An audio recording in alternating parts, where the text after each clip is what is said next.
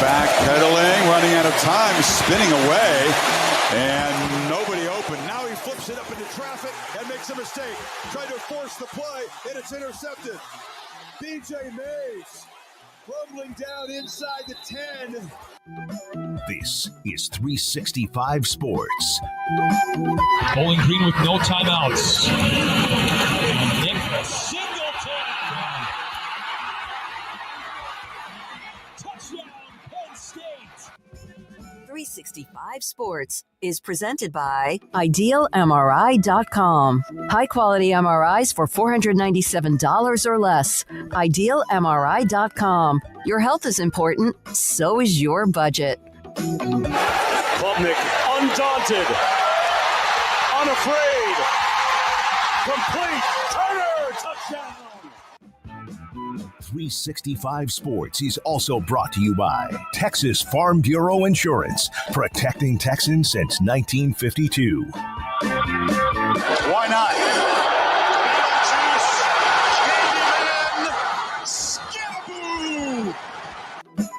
365 Sports is turbocharged by Unite Private Networks. Find out more at uniteprivatenetworks.com. Jennings on the play fake, slides it upfield. Matthew Hittner off to the races. Hittner at the 30, full speed, and the big tight end goes 75. It's a Pony Express. Now here's David Smoak, Paul Catalina, and Craig Smoak. Welcome in 365 Sports. Paul Catalina, Craig Smoak. Smoak will be back on Monday. And Craig, I'll just tell you, as a tease for the top five, all the way out, I was so inspired by our conversation yesterday about the history of wrestling. I did the top five wrestlers who've become actors. Okay. And I think you'll be happy with where my number 5 actor is, wrestler. And I will say Hulk Hogan didn't make the list. Yeah, I can only think of like 3 off the top of my head. So I guess I'll see when we get there. But yeah, not really a big fan of Hulk's movies. As Mr. Nanny wasn't a real big smash, or whatever else he ended up doing. Thunder in Paradise there on TV for a while. Mm-hmm. Yeah, he was not the greatest actor in the world, and certainly there have been some guys better that have come along, especially here recently. Yeah, so that's coming up at the end of the show. We're also going to talk North Carolina a little bit with Grant Sasher from SI.com Tar Heels. Garrett worked with them at Tiger Bait, so he knows them there. Tyler Budge, CFB Budge or CF Budge on Twitter. He does a great preview magazine. We'll talk to him. Ran into him at Big 12 Media Days. Aaron Torres from Fox Sports Radio joins us today as well. And Josh Neighbors back in the fold as the College Countdown launches on Monday. Plus, we've got a video of James Franklin that talking about Big 10 Media Days in Vegas and who doesn't like that. We'll get into the Ole Miss schedule. But it's time to get into the stack here. And first off, Craig and I have not seen this video. I was instructed as soon as I walked in here, I had not seen the group chat yet, to not click on it and not watch it because Andrew, Garrett, and Brandon wanted our genuine reactions to this Dave Aranda video about what he said, because it's apparently very, very funny. But I have not seen it yet. I've held off as much as I've wanted to see it. So, Craig, you have not seen it yet either, right? No, I mean, I've seen the discussion around it, but I haven't seen the clip. He's at, I need some context. He's just not randomly speaking. He's at THSCA, right? Isn't that what's going on right now? So that's where he's having his little time at the podium, along with every other coach in the state of Texas here this week. So, yeah, I've seen some pretty big reaction to it, and I've heard him say some pretty strange things before, or things that maybe we're just above my head, and let's see, I guess, where this falls. All right, here we go. There's a scene in The Wolf of Wall Street where they're talking about throwing midgets, and it's like, hey, this midget, can he roll there? And you go, no, he doesn't roll. You throw him. You know what I mean? And they're made for throwing. And then after a while, they start talking, and they go, well, you know what? I think if you start talking, they may think they know we're making fun of them. The midgets may think that we're making fun of them. So then I'm going to start, they may get mad at us. And then the guys go, well, what we need to do is make them think they're one of us. And they go, one of us, one of us. And I think that's the thing with coaching, call it recruiting, is it's that way. They talk about acquiring players, getting rid of players, just like that. And the whole thing underneath all that is they make them think they're one of us. You know what I mean? And it's like, but I don't know. Do you have to do that to win? That sucks. Yeah. I don't even know what to say to that. I mean, that was Dave Aranda. I know exactly the scene he's talking about. I mean, of course, if you've seen Wolf of Wall Street, of course you know what he's talking about. But I just don't know. I was like waiting for that to go somewhere, and that just never went anywhere other than just a place where I didn't really quite know what to think about what he was saying, other than if you didn't know better, you'd probably be offended by him somehow.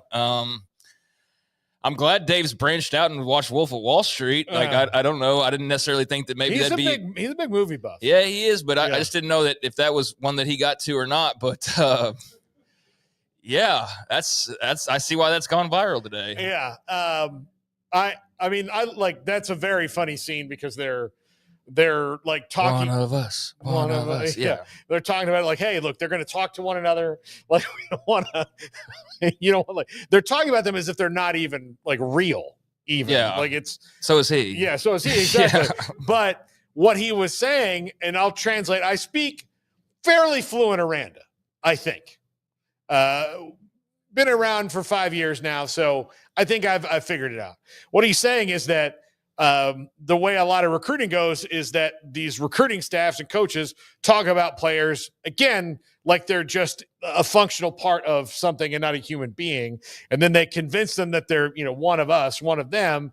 And then that's how they do it. But that's not really the human connection, that person over player he's always talking about. And that sucks. But if you don't speak fluent Aranda, you would just think he's talking about a scene from The Wolf of Wall Street. Yeah, I mean, I was getting worried there for him for a second of where he was going to go with that, and just hearing him like, they're talking about tossing the midgets, and like I don't know, that's just that's definitely I see why that's gone viral. It's definitely an all-timer for Aranda's highlight reel of his media sessions, I think, as well, to throw in with the Berenstain Bears references and others he's made. Matt Rule did a Wolf of Wall Street reference, but it was very much straight to the point. He did it while he was at Baylor, too. If you go back, like hashtag OOU, as one of us is what it meant. And it was something that they used as kind of a tagline in recruiting around the time that movie came around, I believe. So, that's two Baylor coaches now that have referenced it, but in much different ways from one another. Matt Rule a bit more straight to the point, and Aranda, being Aranda's got more of like a philosophical answer, but when you're dealing with the subject matter you are, and especially if you're not familiar with the movie, I could see where you get a little bit lost in his quote there. So yeah, that's funny, man. That's Aranda's a funny guy, intentionally and unintentionally. Like sometimes he's got a little quip, you got to kind of listen, and sometimes he's not trying to be, and he's absolutely hilarious. So I think that's one of those cases right there. Yeah. He's, he doesn't do a lot of media availability anymore, and we don't get to talk to him all I don't know much. why. Yeah. Here's what I'm going to propose. I'll do a movie podcast with Dave Aranda and maybe get him out of his shell. Hey. Like this week, Wolf of Wall Street, next week, Raiders of the Lost Ark. We'll go through them all. Okay. Maybe we can get him to do like a children's book series where he sits down with Sawyer Robertson and he reads him a Berenstain Bears book as he falls asleep. I don't know about that. I don't really have any interest in that one. But I think I had to, like, when he quoted it, I just had this picture of him like having all the guys like sit in a circle like kindergarten, sure, and him like sitting on a little stool and being like, "Mama," yeah, reading it to them, and them going like, "Oh." Showing the pictures like that. So, but yeah, he's unique. He's certainly unique. You're never going to meet a football coach who thinks and speaks like he does. Yeah, almost to a regard. fault. Yeah. Because sometimes he does have a valid point, but you get kind of lost in the sauce of what he's saying or don't quite follow along. I think that kind of happened with some of the Berenstain Bears, and I remember there's some Baylor fans that like get embarrassed by some of the references, or did, at least with that one, which is just such a whatever. I don't even care. But there are some things that he says that are pretty pointed and interesting, but sometimes he kind of wander a little bit. I think that sort of wandered probably in people's, what was he trying to say? I still don't even really know, honestly, that people don't talk about recruits as people. They kind of talk about them as like the midget that you can get to conform to what. Okay. So I can see where, like, if you're a recruit, you better listen really closely to what he said. You're like, is he calling me a midget? And he's talking about wow. So that's the biggest highlight I've seen from THSCA so far. That's for sure. And I do realize that the accepted nomenclature is little people, but his words. So yeah. We're not saying that. Like, it's not like he said little people. We're saying that. So no, I want that on the record, just in case. Absolutely. Yeah. So there to start the show. Now to the boring business of college football. Well, thank you, Dave. Thank you for something a little bit different. Thank you for like postponing legal matters and whatever else so we could talk about something fun. And I saw a lot of different reactions to that comment. Like, some people, I guess, take things way too seriously. Not that they were like offended, but they were like, what an idiot, like getting mad about it almost. And then like, he needs his AD's going to have to, it's like, no, he's not. And then other people, they just know enough about Aranda that just understand that he's just different, man. He's different. And He's yeah, there you go. Oh, wow. Well done. I guess Andrew got on that real quick. Yes, he did. Yeah, I bet he did. So, man, that might need to go on the Twitter page. It might need to, accompanying that video. Yeah. There are many questions. I've never thought once about that scene other than it's one of the funnier, like, that's the funniest sad movie ever, The Wolf of Wall Street. Like, it's very sad in that, like, it's a horrible way to live your life. It's a horrible way to treat people, but it's pretty funny throughout. Yeah, it's a funny movie. It's a dark comedy, is what it is. And yeah, it's an enjoyable movie. It's obviously trumped up quite a bit from, I mean, I don't know how much actually from real life, knowing some of Jordan Belfort, but like he's one of those guys that I believe half of what he says because he just comes across that way. But, and his history says that. Well, look, if the real Jordan Belfort had did half of the drugs that Leo DiCaprio did in that movie, he would not be alive. Yeah, that's like it's like Fear and Loathing, or you know, just like way over the top amount of usage. But it's an entertaining movie. It's dark, and it's not a happy ending. You know, like it's not something to aspire and like I want to be the next Jordan Belfort. Like it's certainly not that. Yeah, I don't know, man. That was not what I was expecting today for sure. It's a very memeable movie, that's for sure. Oh yeah, well yeah. I mean, it's had some of the most famous memes. Yeah, I'm not leaving. Yeah, some like probably 2 or 3. I'm thinking of some of the most famous. I mean, One of Us is one of them. Yeah. Then Pounding on the Table. So yeah, that's a very memeable movie for sure. For sure. All right, let's go to the American Conference for their media days. Tim Pernetti, in his Football Media Days address, openly supports a consolidation of media rights for college sports, a concept that has started to really gain traction over the last few months, due in large part to Cody Campbell and him pushing that because that's what he wants and says it will, allow everybody, including the people who are already making millions upon millions of dollars, to make even more money. And I'm not surprised that the first conference commissioner to really come out publicly for this is one who is on the outside looking in of that deal, because they really do need more money if they want to remain competitive. Yeah, I mean, he's clearly a fan of Cody Campbell's proposal, and why wouldn't he be? It's something that would be a saving grace for his conference and his teams, and so that's the least surprising quote that Tim Pernetti could have put out, other than I love this league and we're all together, and everything that every conference commissioner says, even if they have a team that then has a story go out that very same day their media days is wrapping up, as it was the case yesterday for the ACC of, hey, we're all together and this is great and the future's bright. Meanwhile, North Carolina is like somebody saying, hey, front office put out this story that's not really anything new, but certainly, stirs the pot and brings everybody back to reality when it comes to the ACC and its vision and long-term future. But typically, those things aren't really what happens. You go up there and you say all the right things and you trumpet your league. And I think for Tim Pernetti, he's doing the best job that he can for the American under some really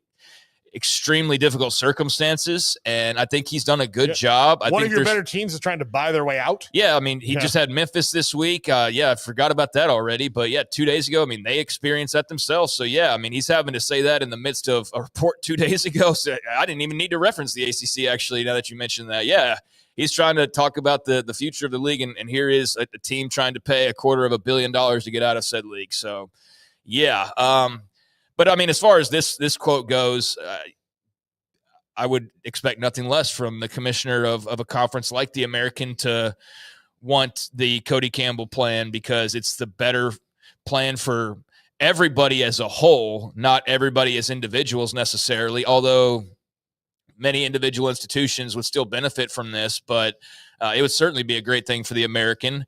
I still don't know how realistic it is, but I don't think it hurts that you have other people at least bringing it up and continuing to mention it and keep it in the ecosystem and keep it in the conversation. So I think there's some merit to it, but like I've said all along, the big problem for me is you're not going to suddenly have Texas and Oklahoma going back to their old conferences and some of this geography.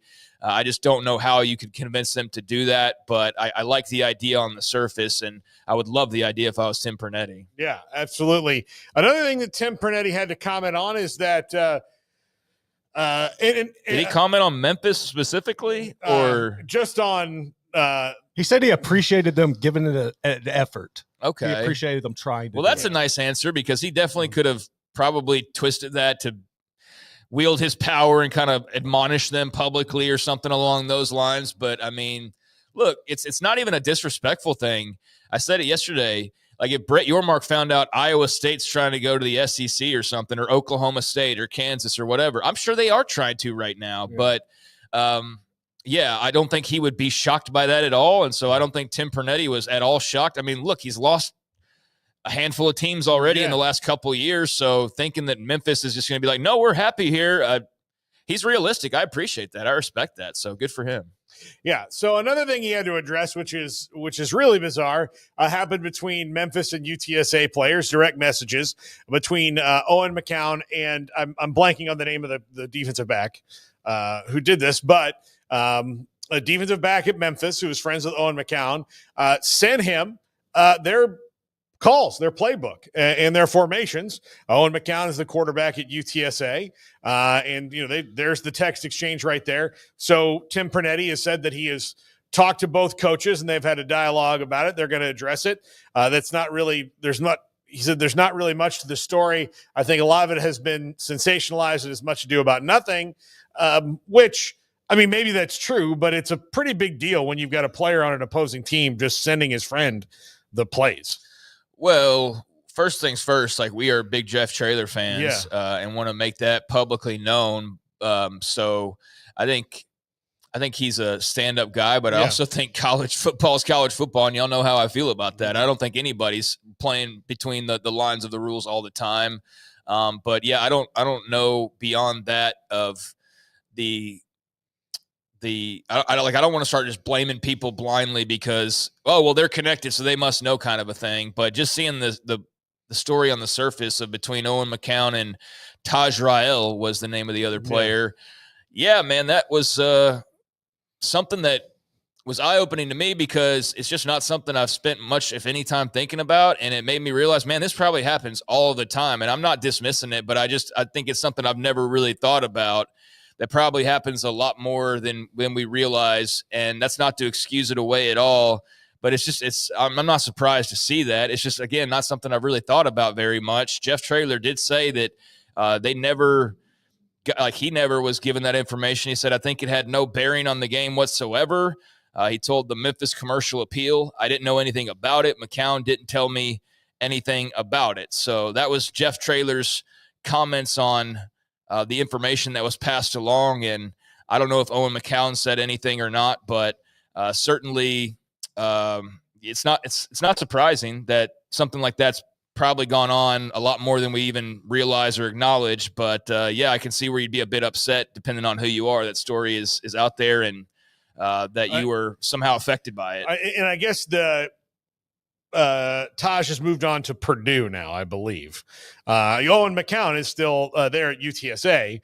And look, I think, again, Jeff is is the stand-up guy when it comes to coaching. And if I'm Owen McCown, I'm not taking it to him. I'm just, probably using it the way that I was going to use it. But even so, I think that's one of those things you have to talk with Owen about it's more of a discussion with the player. Well, I think he definitely needs to talk to his quarterback, figure out like what was going on or whatever. Yeah. But beyond that, I'm not going to say, well, Owen had to have given it to him and they had to have used it. I don't know that. And I know that in the case of Rael, he's already transferred, like you said. Purdue's had to come out with a statement. And they said he's he's with them and they're not going to punish him. And I wouldn't expect them to either, but that he's at Purdue and he's just going to do his thing there. And this is behind him as far as they're concerned. So it was an interesting story to see kind of pop out. And I just don't really consider that much, but I mean, between the Michigan, the obviousness of what happened there and just watching college football long enough, it's not surprising that something like that happens and probably happens a lot more. And I'll take the word until I need to otherwise change that opinion, but I'll take the word of Traylor and everybody involved that it's much ado about nothing and everybody's moving on from it unless somebody wants to come out and be like, hey, this is blah, blah, blah, then, can react accordingly. But yeah, interesting story, but I don't think there's much meat on the bone there. Yeah. I agree with you. I don't think there's much meat to the bone, but it was a story today, and I wanted to address it. Yeah, no, certainly, and it's something we don't see quite often. But it's I also think of the NFL when they sign guys who just got cut, and they bring them in right before they're about to play another team, right? And they get all their secrets. So that's not the exact same scenario here. It is a little bit of a you kind of, I would kind of, at least if I'm Purdue, kind of side-eye Taj Ryle and be like, you're not going to send our plays anywhere, are you, pal? But beyond that, I guess unless they want to react in a more extreme way, then it's an interesting story, but everybody's moving on from it. Yeah, absolutely. Bill O'Brien, Boston College coach at ACC Media Days. We did not get to this yesterday, but this is what he said about Tommy Castellanos' comments about about a false narrative on his BC departure. Tommy can think what he wants. We supported the hell out of Tommy. We coached Tommy. We taught Tommy. I wish him the best. We met with Grayson. We told him that the team needs you. Come back and compete and win your job back. It's called LIFE. Deal with adversity. He's fine. He's the starting QB at Florida State. It worked out well. I wish him the best. Paul, he better be able to walk that walk, buddy, because, man, he's been talking a lot. And I know the other day when he was making the comments or doubling down in the comments about Alabama, I defended him in that, so what? It's a little trash talk during the offseason. Who cares? This one, though, is different. But this is different. Yeah. And he's sitting there and saying that O'Brien was not telling the truth and about his exit, and that he didn't get benched, and that he didn't quit, and that was all not true, and that only the people in the room know, and only the people that were there know the true story and all of that. So that's kind of what O'Brien's responding to. And I mean, at this point, Castellanos just needs to leave Boston College in the rear view and move on to Florida State. And I would like to think he's done that, but his words are saying otherwise because, and look, he's at media days, so I'm sure he's getting asked by probably a BC reporter or two of hey man, but I think that's a pretty direct response there from Bill O'Brien. So I doubt Castellanos, if he's smart, is going to fire back and make this an even bigger deal than it already is. But I appreciate Bill O'Brien. I mean, look, these are all adults. And if somebody, I don't care if he's a player or not, if he's sitting there taking shots that you feel are unwarranted, then by all means, defend yourself. And so Bill O'Brien's defending himself. And I think he's also trying to send a little bit of a message, whether you agree with him or not. He's defending his program because a guy who is not a part of that program, still talking about said program and trying to, I guess in their eyes, change the narrative of actually what happened. It seems to me like Bill O'Brien just wants to move on, and Castellanos is not quite moving on all the way just yet. But it also could be, hey, you're getting questions about the past, so you got to kind of answer those as well. But he's a guy now that's put himself in the crosshairs, that's for sure, of both the Alabama fan base, the Boston College fan base, and probably some others I'm not even aware of you better be able to walk that walk now. Yeah. And so we'll see here pretty soon. Yeah, absolutely. The thing that took me aback was that he, part of me is well, at least he's honest about the way he feels, and he didn't talk around it. And look, it was just time for me to go, and I'm going to leave that in the past, and we don't know anything. But part of me is also man, you don't need to share that anger and frustration with the rest of the world. That's not going to be really good. And I'm sure Mike Norvell and Tony Tokars and Gus Malzahn were all oh God, okay. Yeah, I mean, but they do like the fact that he is brash, and they wanted to bring a little bit of that to their team. I think part of the problem from the quarterback position last year is that DJU is the nicest person in the world, and they needed somebody who was a little bit more brash, I'll just use that word, to maybe spark them back up emotionally. But just airing this dirty laundry is it's just not good to do, and it worries me that he has an alternate view of what happened, and that maybe doesn't completely understand that leaving your team in the middle of the year, no matter what the circumstances, is not ideal. No, it's not. And he's trying to push back on the fact that he quit. And I could see why you wouldn't want that to be the perception, but that seems to be what happened. So I don't know what to tell you. That sounds like he quit. You don't want people to think that. So you're saying something else. I don't care. He's at Florida State. I'm like Bill O'Brien, hey, you're the quarterback at Florida State. Be happy you're the quarterback at Florida State. We wanted you to come back and compete. You chose differently. That's the story. Good luck to you. We'll see you. And are they playing each other next year? I don't believe so. Fake FSU fan. You don't have the schedule memorized by July 25th? No, I do not. But yeah, they just played each other 2 seasons in a row. So they meet each other in the ACC championship game, I guess. If it's FSU and BC, 1, I'll be thrilled. 2, BC will be thrilled. But the rest of the ACC is going to be like, what happened? You know how we could make this happen in a better percentage? Let's have play-in games so that they get the 6th team, and then we have a much better shot of Boston College and Florida State playing each other in the play-in playoff. Yeah, exactly. And then Clemson and SMU can just, wait and go. Yeah. So, all right, we'll take a break right here. When we come back, Grant Sasher, SI.com/Tar Heels. I do want to, when we do the Ole Miss schedule, get to the rest of this stuff, Garrett. So we'll come back to some of the rest of it as well later on in the show, including Bill Self had a medical procedure yesterday. Just came down that Deion Sanders is having a press conference on Monday with his medical team at Colorado. So that is interesting. After I think he had said he's excited to go or whatever a couple days Sounds ago. like Urban Meyer to me. Yeah, but don't you put that evil on Deion. Don't you put that evil on him. Well, yeah, we definitely need to talk about that when we have some more time, so let's get to it. So, and we might have some time after Grant as well. That's coming up next. This is 365 Sports. Big savings are waiting at Allen Samuels in Waco during the Make This the Summer event. Check out the all-new Jeeps that are arriving daily. Drive off in a 2025 Jeep Wrangler Sport for just $29,990. Or grab a new Jeep Compass Latitude for only $26,700. The road and trails are calling, and ramp up your summer in style with the Make This the Summer event at Allen Samuels. Come by, let's be friends. I'll never get used to this. I'll never get used to this. This is how I wanna live. Forever we'll be singing like, oh, I'll never get used to this. I'll never get used to this. I'll never get used to this. This is how I wanna live. Forever we'll be singing like, oh, I'll never get used to this.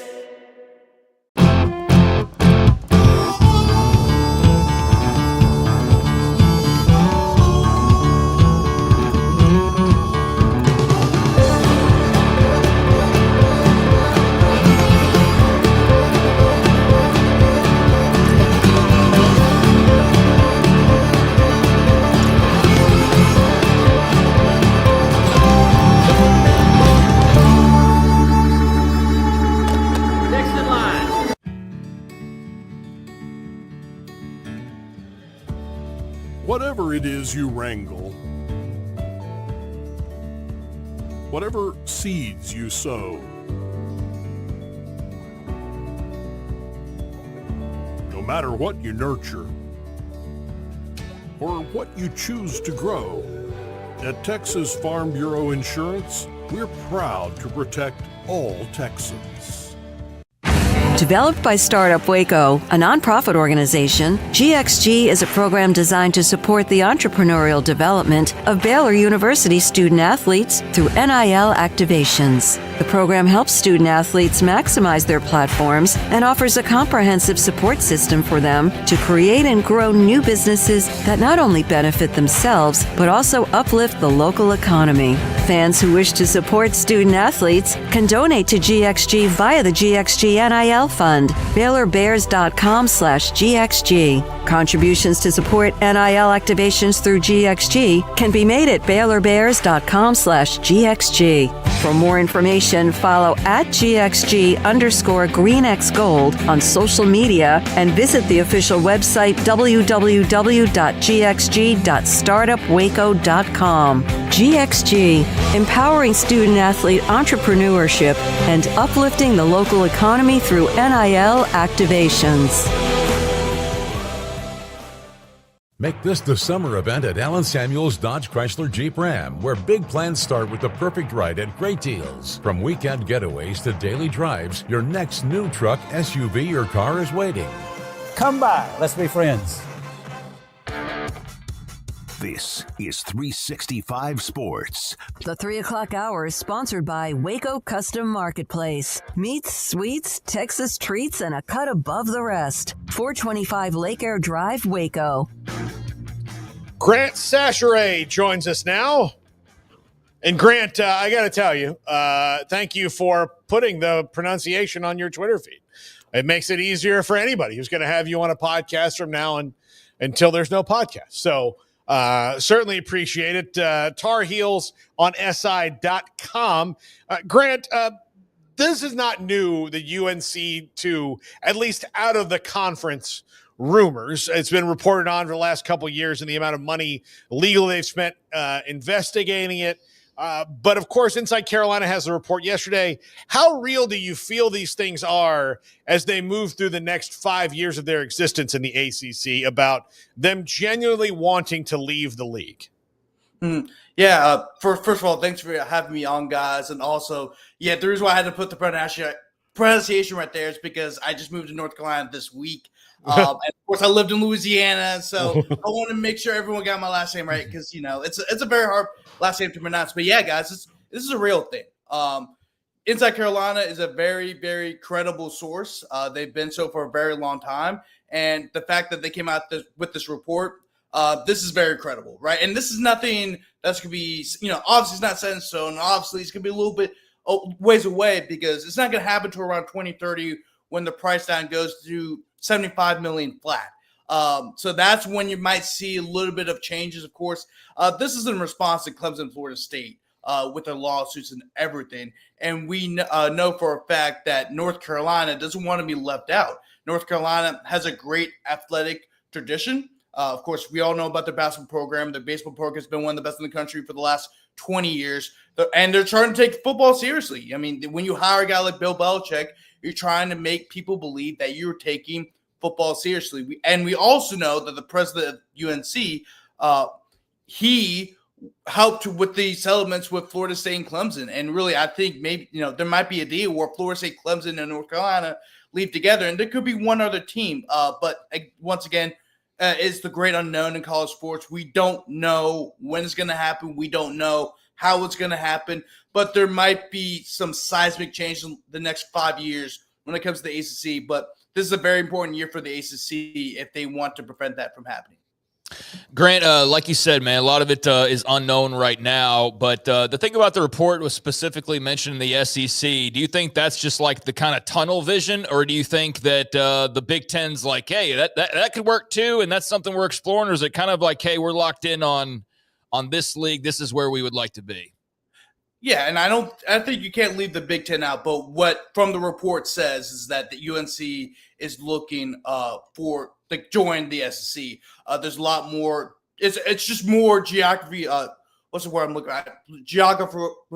It doesn't matter. It's closer. It's closer to North Carolina, right? You got South Carolina. No, South Carolina and North Carolina played each other for quite some time, right? They played against each other for I think a few times in the last 10 years. Also, Columbia, South Carolina, and Chapel Hill are not that very far from each other. And, of course, you got Tennessee. That's a border state. I mean, it's just a much better financially to join the SEC than it is the Big Ten because of the travel. If you join the Big Ten, there's going to be a lot of issues with travel, right? Because you also have to think about this, too. Oregon, you got Oregon and Washington, USC, and UCLA in the West Coast. It's a lot more travel for UNC to join the Big Ten as the SEC. I just think it just makes more sense. And I think this is where UNC is thinking the same thing. It just makes more sense to join the SEC. That's where the most money is. And on top of that, it's just North Carolina's in the South. You're in the Southeastern Conference. That's the South. I just think it makes more sense for UNC financial-wise and then also commonality-wise to join the SEC. What if this Bill Belichick thing blows up in their face? Maybe it blows up in their face, doesn't get off the ground as high as they want it to go. How much do you think that affects their attractiveness as a football program? Yeah, and of course, UNC's betting big on Belichick. There's a reason why they hired Bill Belichick, and I'm not sure how much of that has to play into them trying to join the SEC, but you better believe that it has something to do with it, right? And I think if UNC wants to be in the SEC, They have to get this Bill Belichick thing running. You don't have to be a playoff contender, but you got to show that you're a competitive team like you were in the Mac Brown years, right? You want to be an 8-win, 9-win team year in and year out for even the SEC to even consider you. You have all the other sports, right? You have basketball, you have baseball, and also North Carolina has won the most national championships out of any traditional ACC school. So it is already a attractive place. Plus, you already know they have the money and they're a great academic institution. However, if you want to get this thing rolling, you have to be TCU. And TCU is a great program. That is a marquee matchup. TCU, and a lot of people forget how successful TCU was from the Conference USA to the Mountain West and now in the Big 12. They've won over 220 games since the turn of the century. They've been to multiple New Year's Six Bowl games. They've been to a national championship game. This is a proud program. And if UNC can beat TCU, the rest of the non-conference schedule is pretty easy. So there's a great possibility that the Tar Heels could be 4-0 entering that game against Clemson in Chapel Hill. Grant, you're covering Bill Belichick coaching college football in North Carolina. Do you feel like you're living a bit of a fever dream at the moment? Is it kind of like, wow, you never know where life might take you, right? Right. I was covering LSU, so that's a pretty big program in itself. Sure. But I was telling this when I was going to the interview. It's one thing to cover Duke and UNC, and that was always a bucket list item for me to go see or cover Duke and UNC. Now I get a chance to do that. But the wildest thing is to cover North Carolina football while they're being head coached by arguably the greatest head coach in NFL history. I mean, I don't think anybody expected Belichick to be the head coach at UNC, but here we are. And I think he has a great chance to do some special things at North Carolina. I don't know if he's going to win the national championship, but I think he can make North Carolina competitive enough. And also, I think, if he shows he can win at North Carolina become a very attractive place. And also, they're doing a lot of great stuff with NAL and the revenue sharing. Of course, they're going to have a new AD, Steve Newmark, next year. Bubba Cunningham will be stepping down. But Steve Newmark is somebody who has worked in NASCAR, so he's very familiar with a professional sports league. And on top of that, he used to do a lot of stuff as a kind of a sports and entertainment lawyer with the SEC, the Conference USA, and of course the NCAA. So he's very familiar with the landscape of how college athletics work, but then also the professional sports aspect that we're starting to see in college sports right now. Grant, what do you get to feel around just the on the field? So I know that you haven't seen much yet. I mean, you just got up there, but the feel about, getting a quarterback from South Alabama is going to come in and I mean, probably be fine. But it's still pretty much a whole new team. It's a whole new coaching staff. There's not a lot of returners. And I don't think they really wanted that many people back because they weren't very good. Of year one under Belichick, do the expectations have to be maybe in the middle of the road for fans? Yeah, I think so. And I think a lot of fans are thinking that. But, the fans are very excited, right? They got expectations. I mean, UNC actually sold out all of the tickets, not just for season tickets, but for tickets as a whole. So everyone down here in Chapel Hill is very excited about this football program. But I think a lot of people expect them to be, a 6, 7, 8-win team. Just given who they have coming back. We don't really know who they're going to bring out for the offensive skill positions. That's kind of up in the air. Gio Lopez, is one of the better dual threat quarterbacks in the country. Not only can he run, but he's also very effective in his deep ball. And actually, if you look at his PFF grades, he has a 91 passing grade when it comes to throws over 20 yards or more, which is actually the highest PFF grade he has. He's a very efficient quarterback. He's a very smart quarterback. He doesn't turn the ball over, which is what Bill Belichick likes. He likes people that don't really make mistakes. And when they do make mistakes, they have the ability to learn from it. And that's what Gio Lopez can do for this offense. I think this offense will have to rely a lot on Gio Lopez. But on the defensive side of the ball, I think that's where they're going to be. I think they're going to be a much better defensive team. Even though they have a lot of new defensive starters, a lot of them have played a lot of football. Most of them have played over 3 or 4 years of college football. You have a very strong defensive backfield. Actually, or a lot of the returners coming back is actually in the defensive backfield. And Steve Belichick has shown that he can be a strong defensive coordinator. Of course, he was a strong defensive coordinator when he was calling plays for his dad in New England, but he proved that he could still be a successful defensive play caller even without his dad, because at Washington last year, the Huskies were actually one of the worst defenses the year they went to the national championship, but the next year they were 28th in total defense, and they were the second best defense against the pass. And I think you're going to see that and see a huge shift on the defensive side of the ball in North Carolina, which is something they really haven't been used to. A lot, defenses in North Carolina, they've been awful. I was actually going through the Raiders, and I'm like, oh my God, they've been bad. But I think this year is the first time where I think a lot of North Carolina fans should feel that this defense will improve and will be a lot better. How many times have you seen Jordan Hudson yet? Not much. I just got here a week. Okay, so I haven't seen him. But for what the players did say at the media days is that they really haven't seen her much. Of course, they hear more of the outside noise of Jordan Hudson than they do seeing Jordan Hudson in their facilities. But it seems like the players are locked in. There's a lot of great veteran leadership on this team. I think they won the day yesterday at the AC Media. Of course, they're on the same day that Clemson was up there, and they stole the spotlight from a team that I think will be a national title contender. Even though North Carolina, I think there will be a middle of the road type of team in the ACC. They're going to be very exciting to watch, and also I'd love to see how this team grows throughout the year because it seems like they have the right leaders in place and they represent everything Belichick wants in his players.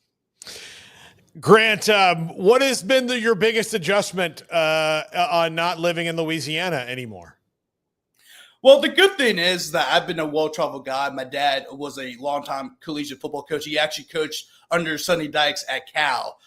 So that's also the cool aspect of the job. I'm actually covering somebody that I've known for a decent bit of my life growing up, and now I get to see him, as a journalist, coach against the team that I'm covering. But I've lived in California. I've lived in New Mexico. I've lived in, of course, Louisiana the longest. That's where I'm originally from. But I've also lived in Virginia. So I'm very familiar with kind of the East Coast in this region because my grandparents used to live in Virginia. But I've really loved North Carolina so much. It kind of reminds me of where I grew up in Tennessee, just in terms of the trees and everything. I mean, Chapel Hill is a beautiful, beautiful college town. And also, a lot of people don't know this, but Raleigh, Durham, and Chapel Hill are all 10 to 15 minutes away from each other. So the reason why not only is Duke and North Carolina such a big rivalry because of how much they have won, but it's basically a crosstown high school rivalry. I mean, they're only 8 minutes away from each other. I'm talking about the two campuses. I don't think a lot of people realize that. So I think that's really the cool aspect of this job is really not only seeing great college rivalries between UNC, Duke, and NC State, but the fact that they're so close together, I think that's what makes it even more impactful.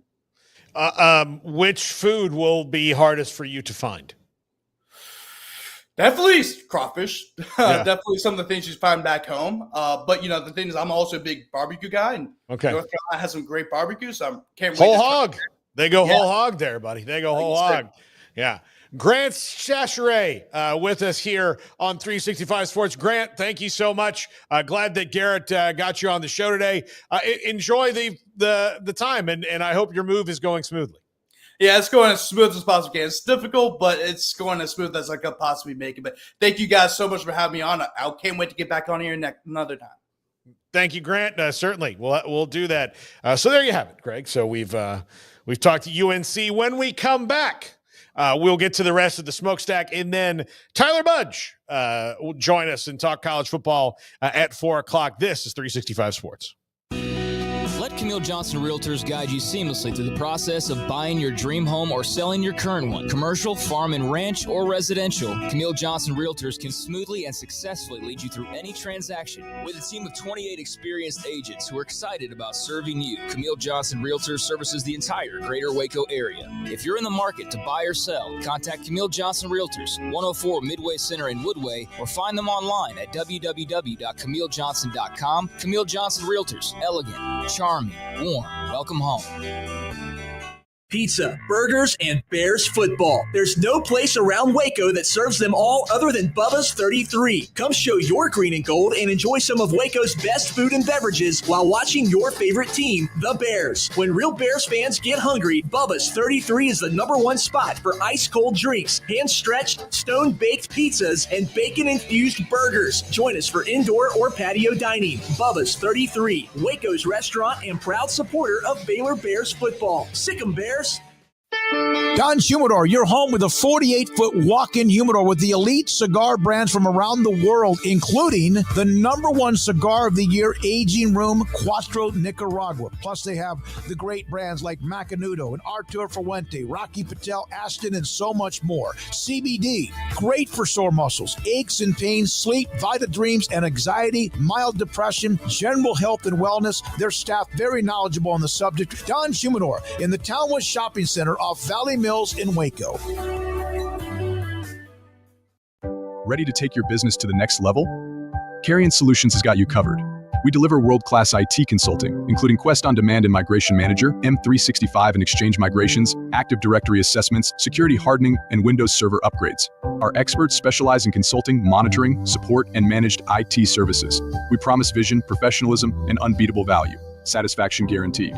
If you're not happy, we make it right. Remember the name Carrion Solutions. For more info, email sales@carrionsolutions.com or visit carrionsolutions.com. That's CARRION solutions.com. Carrion Solutions, IT success guaranteed.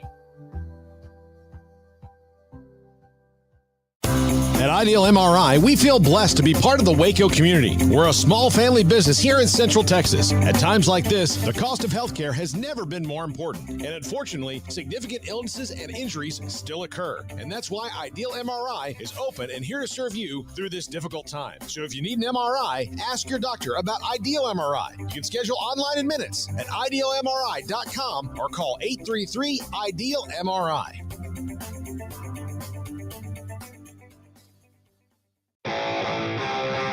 This is 365 Sports. Text us at 254-339-1122.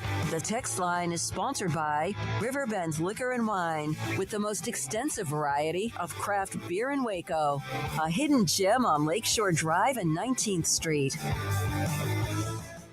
Welcome back, 365 Sports. Garrett, let's skip that Congress one. We'll skip that one. Jim Phillips at ACC Media Days. This is from David Hale. Quick nugget he said he failed to mention earlier. Jim Phillips had noted that going to 9 league games would cause issue due to the off number of teams. Again, they have 17 football members. Given the Memphis news this week, I wondered if the ACC had any future expansion talks. Absolutely zero, Phillips said. So he has a different excuse that not everybody could play 9 conference games a year, I guess, because of the 17 teams. But I mean, if there's 17 teams, I think you could figure it out, right? Yeah, I think he could definitely figure out some solution to that. I don't think that's the reason why they're not doing that. Money talks, BS walks, and I think, we just have an odd number. No, there's some configuration. Now, maybe mathematically there's something that pops out on the other end that's not quite right. I don't know, and I'm not going to do the work to figure out if he's absolutely correct here, but I think you can always find a way if you really want to. For now, I guess they're not interested, and I doubt ESPN's interested in giving them more money at the moment to give them the opportunity or the reason to go and play another league game. But I'm glad that it's at least a topic here because, the SEC gets all of the backlash when it comes to the number of conference games, and the ACC is like, oh, yeah, and them too.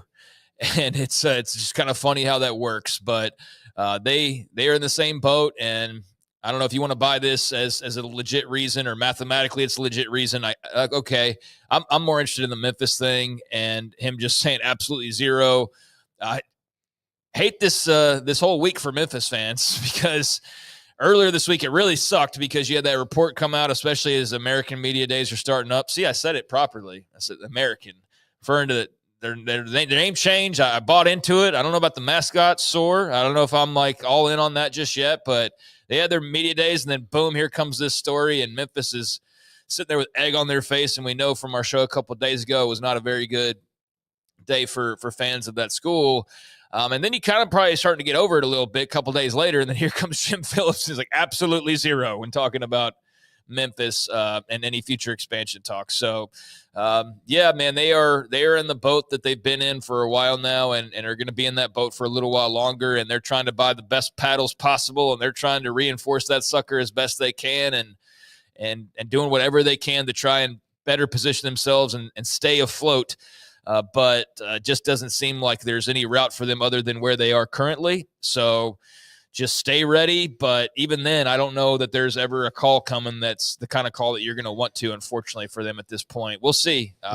Who knows? I mean, it's realignment, so there's always possibilities that you maybe think are completely off the table that maybe have a better chance. And so for them, maybe there's somehow I mean, like, for example, if the ACC were to suddenly lose a bunch of schools, they're going to need some schools. Mm-hmm. But at that point, it's kind of like the pack. It's like, but you're not really what you were previously. So that's where I could see maybe they do end up in the ACC eventually, but it's not with Florida State or with Georgia Tech or with Miami or with North Carolina or with Clemson or with them. And it's more of like the ACC pack.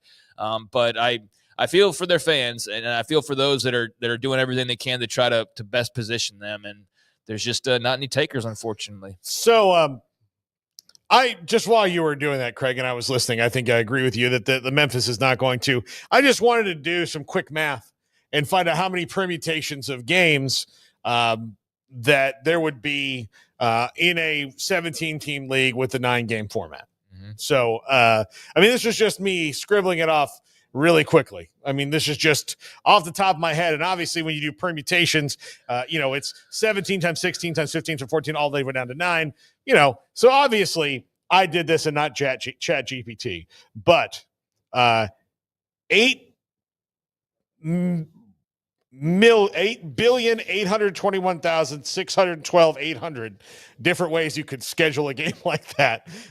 When I know there's going to be some things you have to take out of that, quite a bit of them, but there are permutations. So it's not prohibitive. It's just not simple. So what you're saying is that you can do 9 league games with the number of teams they have, is what you're trying to say. Well, I mean, simply I could have done that by just telling you that, are there more than 9 teams? Then you can do 9 games. Well, yeah. I mean, you could do it if there were 10 teams. Yeah. Okay. So I think I'm following along here. Yeah. Yes. So they could do it, is what you're saying. There's 8 billion ways they could literally do it. Almost 9 billion ways that they could do it. Yeah. I mean, I don't buy that at all, but I'm just not surprised. And they need to be mentioned when the SEC gets brought up, especially when we're talking about the number of league games, because it's the same thing. It's the same thing. And so, especially if we're going to have these conversations about who's the third best league, or all these different things, that does need to be taken into account, that they also play one less than the Big Ten and the Big 12. And for them, Blue Bloods at the top of the league or not, I don't think they nearly have as much merit to say, well, our schedule is just that much tougher, like the SEC does. They also don't have, even though they're tied with the same network, don't have that same network going to war for them like they do for the other league.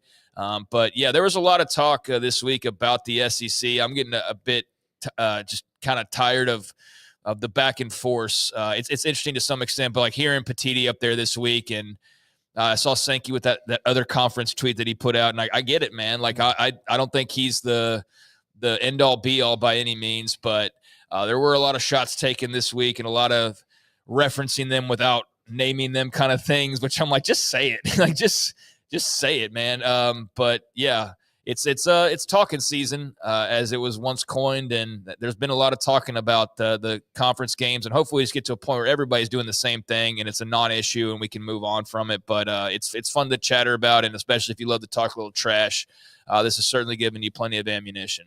All right, next up, this is a couple minutes from Lincoln Riley on the Notre Dame game, and he kind of, would you say like snakes? No, I don't want to say snakes. That's not what, but like he kind of wriggles through different avenues of points here. It's not a straight line to what he's talking about. It's my point. So go ahead. Here's Lincoln Riley for a couple minutes on the Notre Dame rivalry and the feelings of USC about it. Talk about the importance, the significance of the USC Notre Dame rivalry, and does it matter when that game is played during the schedule?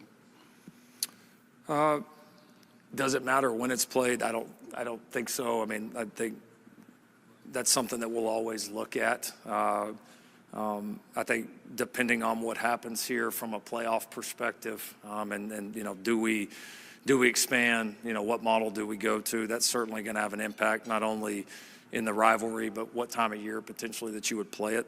I've been asked a bunch about it. Listen, I told somebody the other day, when Bob Stoops first called me and offered me the OC job at Oklahoma, and I'd been sitting on pins and needles for like 4 days, and I was convinced I wasn't getting it. I was at gate 12 of Love Field, and he called me and told me that he'd offered me the job. I took it immediately, and like my very first thought, like literally before calling my dad, calling my wife, anybody, was I get to coach in OU, Texas. First thing, right? When I decided the night at my house, right, to take the USC job, my first thought was I get to coach in USC Notre Dame. So first thought, because before coach, player, any of that, as a fan. And so the rivalry, all these rivalries mean a great deal to me. They mean a great deal to anybody that cares about college football. Yes, I mean, that's, do I want to play the game? Hell yeah, I want to play the game. Absolutely. It's one of the reasons I came here, all right? But also, my allegiance and my loyalty is not to Notre Dame, and it's not to anybody USC, and I'm going to back USC, and I'm going to do everything possible that I can in my power to make USC as good as it can, and not going to let anything stand in between that. So I'm very hopeful we can get to a point where it makes sense. It's one of those situations right now where the two schools are in radically different situations. I think we can all agree with that, with the one having a conference affiliation and one not. And I think it's I think there's a million reasons why that we should very seriously as a college football community that we should adopt the automatic qualifying in terms of the college football playoff. And this might be the most important one, right? Is that we give every reason for college football to preserve non-conference games that mean a lot to the history of the game and to the fan bases and the former players and everybody that's been associated with it. So I'm very hopeful that we can get there, and I'm very hopeful that we play this game forever. So he's fine with it as long as it doesn't hurt him. Yeah, I mean, like this whole conversation about like the devaluation of the non-con and all of that, much like with the conference championship weekend, like this playoff has just overtaken everything. And I know there was some concern about that previously, but it's not even because it has to. It's because people are making it take over everything else. It doesn't have to change the non-conference, but now USC doesn't want to play Notre Dame because they might get a loss that might not put them in the playoff. So, of course, he's for the automatic qualifiers where the Big Ten gets 4 teams in no matter what, because all you got to do is finish 4th, which for him is harder than you would think, given how he rolled into town, the biggest, hottest coaching hire imaginable, the shock of leaving Norman and all of that. And it's been a Caleb Williams Heisman run, and that's about it. That's pretty cool, but that's all they've really had to show for it. Nothing in terms of championships and the like. But, yeah, I think there was a lot of Big Ten, as you would expect. It's propaganda when it's media days, no matter who you're talking about. But a lot of the Big Ten propaganda this week really drilling home that they want those automatic qualifiers. Of course they do. It's a lotto ticket. It's automatically 4 teams every year. And yes, I know the SEC could probably get 6 or 7 and yada, yada. And yeah, but I don't think the Big Ten can say that. And that's why they're doubling down on, no, this is the best way. And see, if we don't do this, then USC can't play Notre Dame. Bull crap. They can. They just don't want to because they're too worried about how it might affect the playoff. And so that's where we get into this whole scheduling conversation, and that's what is all being sorted through now, that nobody really knows how that looks. But I don't think this playoff format, which is still obviously being decided on in the future, I don't think it should have to force you like, well, we're only going to play a big non-conference game if it doesn't hurt us. Well, then the regular season doesn't matter at all. Yeah. So who's devaluing the regular season? They are. They are the ones everybody's complaining about. See, no, we can't do this because it devalues the regular season. It's like you're the ones choosing to devalue the regular season because you're too scared about a loss.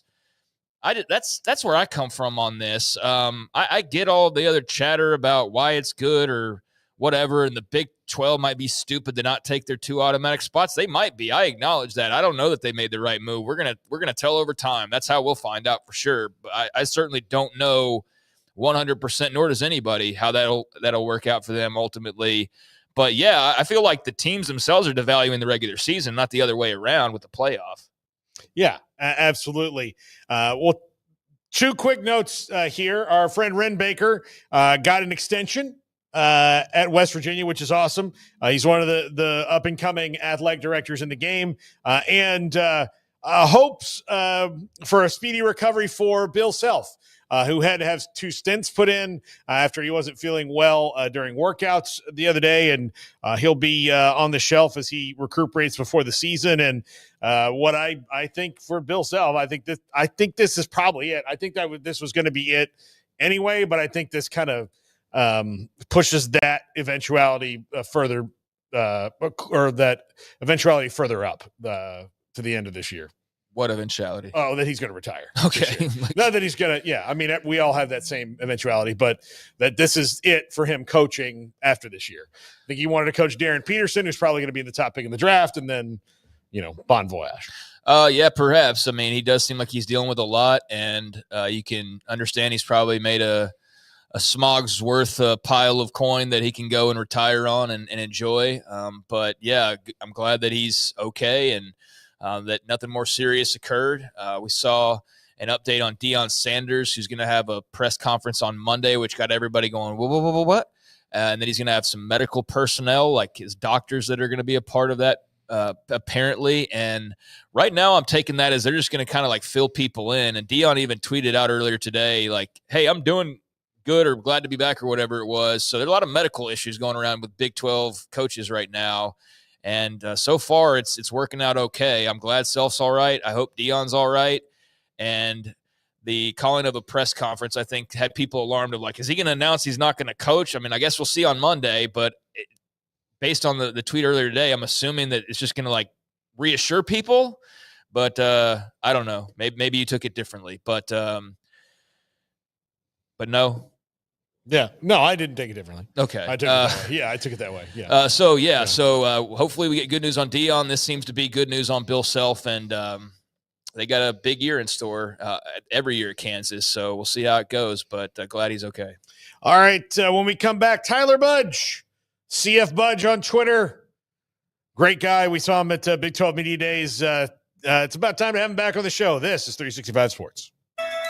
Alan Samuels House of Travel is a full-service travel agency with highly experienced travel consultants plus support staff with over a combined 150 years in the travel business. They are ready to take care of any travel situation for you, your family, and your business, and with the kind of knowledge to complete a seamless itinerary trip start to finish. They will search for the best deal to accommodate your budget from air to cars, ship to shore, hotel, and even meeting space. Name a destination and they've been there. They know the places to go, and international and missionary travel is one of their unique specialties. Alan Samuels House of Travel, celebrating 50 years in business. Call Connie, Sherry, Linda, or Bambi at 254-776-2560 or find them on Facebook or at houseoftravelwaco.com.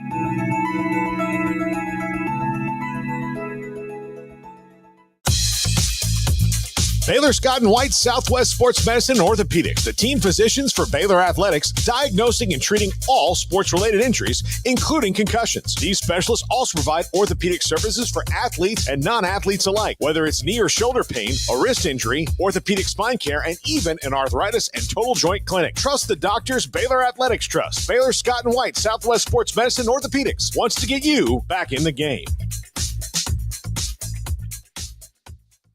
With so many companies and policies out there, it gets so confusing shopping for insurance, and I never know if I'm getting the policy that's right for me. Luckily, I met the team at the Niche Group Insurance Agency. With the Niche Group, you can go to one company and get access to coverage options from many insurance carriers, and you get to speak to a real person about your specific coverage needs. With the Niche Group, I know I'm getting the right coverage at the right price. If you need insurance, talk to the experts at the Niche Group at 1-800-258-8302.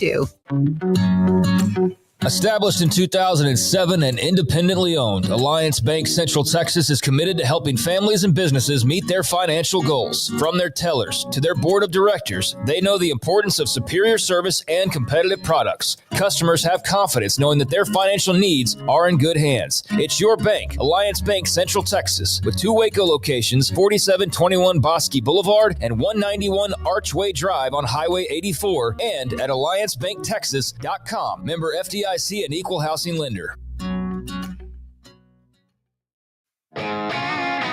Want to send a message to the show? Jump in the Rudy's Country Store and Barbecue chat room. Welcome back. Awaiting Tyler Budge to jump on the stream here. Just real quick, Craig, Michigan might, it looks like they're going to play a game in Germany against Western Michigan to kick off next season in Frankfurt. I saw a lot of people reacting very negatively to this. I don't think it's going to be a regular thing, but look, I firmly believe that college football is better on college football campuses, but they're playing that game in Ireland. They've played games in Australia. They've, played neutral site games all over the place. This is no different than that. I would say the difference in this one is that, do the people of Frankfurt want to watch Michigan just run through Western Michigan? It's maybe not the best thing that we can ship over there for them to watch. I think the better question is, do Michigan fans want to travel to Germany to watch them beat Michigan or Western Michigan by 45 points? Exactly. I mean, I guess if you just want to go visit Germany, but if you're a Michigan fan, you're not going for some great game, but something different. Definitely losing out on the home games, not maybe what people want to see if you're a season ticket holder especially, but Iowa State and Kansas State are going to play in Ireland. They've had that Ireland Classic now for a while. Teams seem to enjoy themselves. This is in that same vein, and it's Michigan just kind of spreading their wings a little bit, and they certainly have a global brand, so I bet there's going to be great attendance, and there is an American football following that I think will be interested in seeing a big brand like the Wolverines come into town. But, yeah, I would not expect a great game, more of an experience for the Wolverines and in Western Michigan than a big-time contest. Yeah.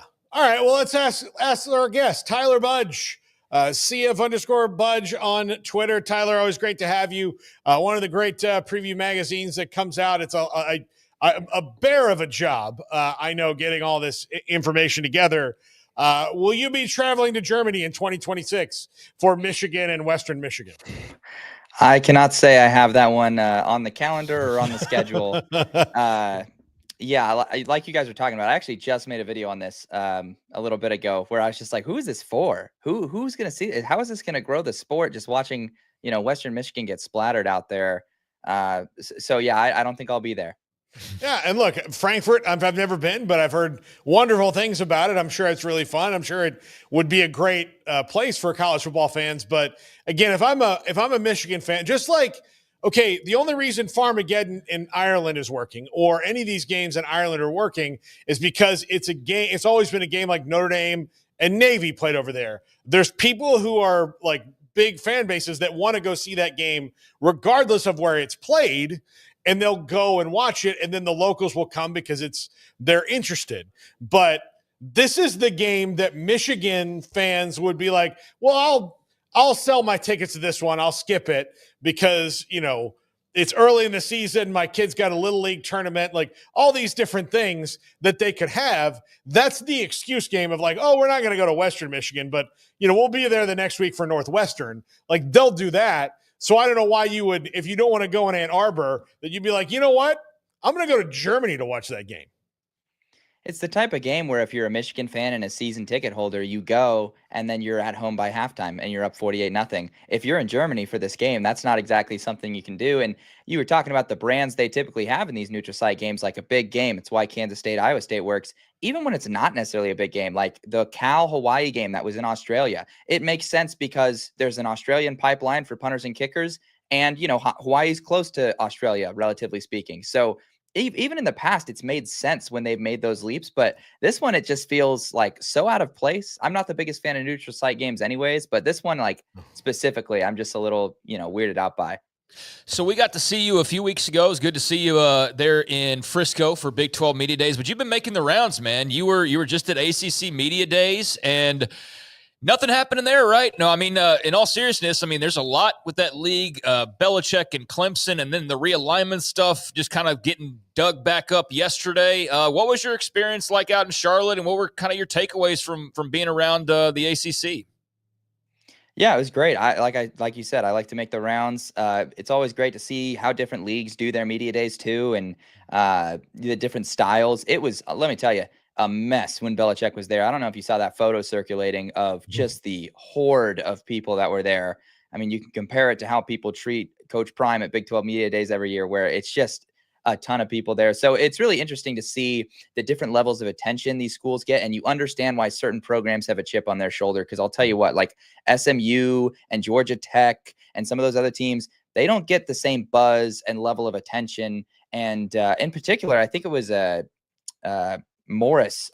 Now he's got an even bigger chip on his shoulder because I just forgot Chandler Morris's first name. But Chandler Morris, I had like a one-on-one with him for like 10 minutes because there was no one even asking him questions, which is pretty crazy when you consider how close Virginia is to North Carolina. So those things are really interesting for me to observe outside of like the actual answers they're giving, because a lot of the times you're just going to get coach speak and player speak and stuff.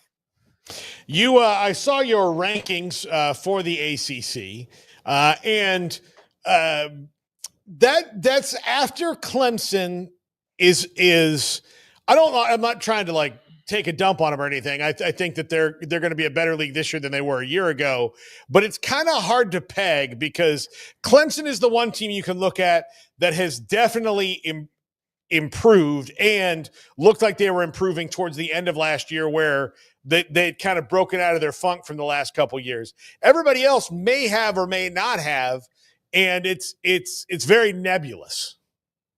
Yeah, I mean, ever since Clemson turned it on under Dabo Swinney, it's been Clemson tier 1, tier A. You could maybe say Florida State is tier like 1B with some of the years they've had, but for the most part, not really. I mean, outside of that undefeated Norvell season, it's been a tough struggle for them since Clemson arrived, and that's always been the story. Who is going to be that second tier team to step up? And there's been there's been Pitt. Oh, Pitt actually won the ACC that year. Is it going to be them? And then they've had some atrocious seasons. Right now, Georgia Tech's trendy. Who knows? It feels like there's been so many teams. I heard somebody talking the other day, and ironically, I think one of the programs that has stepped up the most, especially over the last like 3 or 4 seasons, is Duke of all teams in the ACC. So you're totally right. It is like a mess, and it feels like no team can fill that void in like the second tier. It even feels like there's room in the top tier if somebody wants to take it. But that's been the ACC's issue. It's just these teams not being able to capitalize for one reason or another. How would you compare the media days? Was there like something, because I only know one way. Like, we've only gone to the Big 12. We've had a bunch of people tell us like, y'all at least have to go to the SEC media days and check out the madness there. But how would you compare it? Like, do you see like, hey, this conference clearly gets more, I mean, kind of pointed it out, certain schools get more coverage, but how noticeable is it in the way the conferences get coverage? And I guess maybe the way they treat those covering them? Yeah, it's really interesting. I honestly, my biggest takeaway, because I've been the last 2 years to both Big 12 and ACC, the ACC is like a lot more like traditional. They do it in a nice hotel. They have things separated. They really like kind of shove off the national media to where the national media like ESPN and Fox and CBS, they're just completely separate, and like you're not really mingling with them as much. Whereas in the Big 12, it feels like it's a lot more of a progressive approach where it's open, it's in that field. You've got a lot more mingling going on. There's like almost an aura of pretentiousness at the ACC, just like a little bit more. The food's better there, I will say, that they give the media. So I appreciate it from that standpoint. But definitely a different vibe. So I'm glad you said that, actually, because like there's a noticeable, like discernible difference. And just from what I've seen coming out of like Big 10 and SEC, I can tell there's like a different vibe to like each media day that the conferences do. You know, every year that Brett Yormark's been involved, they've added like another thing, and then like sponsorable stuff. I mean, the Dutch Bros in the middle of the field was kind of a cool little thing. So my bet would be that like eventually our food comes from us, you know, the official sandwich partner of the Big 12 or something, you know, whatever it is, which I'm sure Dutch Bros is now the official coffee shop of the Big 12, something like Memphis that. has offered to give us 2,000 free sandwiches every media days. I'm sorry, I had to take that. Yeah. Tyler, at ACC Media Days, they said they've not thought about expansion, even though, you know, Memphis is out there just saying like, hey, we've got money for you. It doesn't really make sense for the Big 12 at the end of it because the money comes from sponsorships, and Brett Yormark thinks he can just get that without having to loop Memphis in anyway. But part of that discussion, and we talked about it a second ago, with Jim Felt saying that the ACC has a problem doing the 9-game schedule because there's 17 teams, to which I don't know if he knows how math works, but if as long as there's more than 9 teams, you could do a 9-team conference schedule for everyone. So I'm not sure what he's thinking there, other than We just don't want to do it is the answer that no one wants, but that's the one he gave. Yeah, absolutely. I mean, they're trying to solve an issue they've already created, right? Like these mega conferences, it creates the issue. If there's only so many conference games and you hear all the weird stats, I think there's one where it's like Georgia hasn't played on the road versus Texas A&M yet or something like that. So like these mega conferences, right? You hurt a lot of the conference identity. Like you're not playing enough teams. Something happens like last year with Indiana and SMU where their schedule just turns out so ridiculously more favorable that it creates a whole mess of other debates. I personally, in an ideal world, I actually kind of like the idea of everyone just playing 8. That way we can get more cross like conference play and more of a sample size to compare the conferences. But in my ideal world, the conferences aren't so massive that playing the 8 games versus 9 makes it to where you're just practically not playing anyone in conference. So in the world we do live in, I would probably be in favor of 9 and uniform 9, just so, you're at least playing as many of the conference teams that you can in conference play. So I was digging through and knowing you were going to be on the show today, and I meant to bring your magazine, man. You gave me one of your magazines at Media Days, and I'm pissed at myself for not having it to be able to show. I'll make sure that happens next week, though. But okay, thank you. There you go. It looks great, man. I've been reading through it, and we'll talk more about that. But there's a tweet of yours that I bookmarked. You had your SEC media poll, and what I found interesting about that was you had Alabama at number 1, which Texas seems to be like the big, flashy new team that everybody's kind of glommed onto being that top team right now. But Alabama, huh? Like, what is it about year 2 with DeBoer that has you feeling that about the Tide? Yeah, and Texas does look better on paper based off of what we know tangibly. But to me, I think the biggest leap I take is I think the majority of people are vastly underestimating the adverse set of circumstances that DeBoer had to face last season. Like people probably have already forgotten that DeBoer last year, he takes over Alabama. The transfer portal window has already closed. And because Alabama's head coach, Nick Saban, retired, there's a either 30 or 60-day window where anyone on his roster can transfer. So he essentially got handicapped to where he couldn't get anyone and all his guys could leave. And we saw kind of a tough portal exodus for a while there for Bama. Ryan Grubb leaves the team in February to go coach for the Seahawks. He's back now. I love Ryan Grubb. And he does what he can in the spring, but it's pretty well known that in the spring, most of those players are either guys that lost a job. They're in a really unique situation. Very, very rare circumstances. You see guys that are good and starters trying to elevate at that point in the year. And so I look at that. I look at how deep and awesome his staff is. I mean, he's got multiple guys that like not only can be head coaches, but were head coaches of FBS programs on his staff just there, like Kane Womack and Maurice Linguist. Both guys were head coaches recently at South Alabama Buffalo. They didn't get fired or anything. They just took a job on Alabama staff. So I just think the depth and quality of the staff, what DeBoer has done, like what he did at Washington, I just really think the talent is there for him to succeed. And I just think all those factors were working against them in a really tough way last year, in a way that like isn't super initially apparent. And I think it's easy to quickly forget like about that really tough set of circumstances he had. It kind of swings on how good Ty Simpson's going to be out of the gate, right? It could, but I mean, look what Notre Dame did this last year with a pretty one-dimensional offense at times. I think if we can get, if you can get a B- effort out of him, we've seen Alabama teams with worse quarterbacks. We've seen great teams with quarterbacks that aren't top tier. If you got the team around him, I mean, we've seen you can still play at a pretty high level. What do you think about Texas A&M and how many degrees they have to turn up the temperature in the room to get it right? Because they seem like they're close, but that's where they perpetually live, is like, it looks like they're right there. And then they just are the same. I agree. Such a bizarre team to look at, right? And they're not like a case where you're looking at like a team that is super talented and then just like falls completely short, like so short, 5-7 disaster. At least now that Jimbo's not here, they're not doing that anymore. But they've just been hovering in that tier, right? Like the 8-4 tier. There's the Texas 8-4 jokes.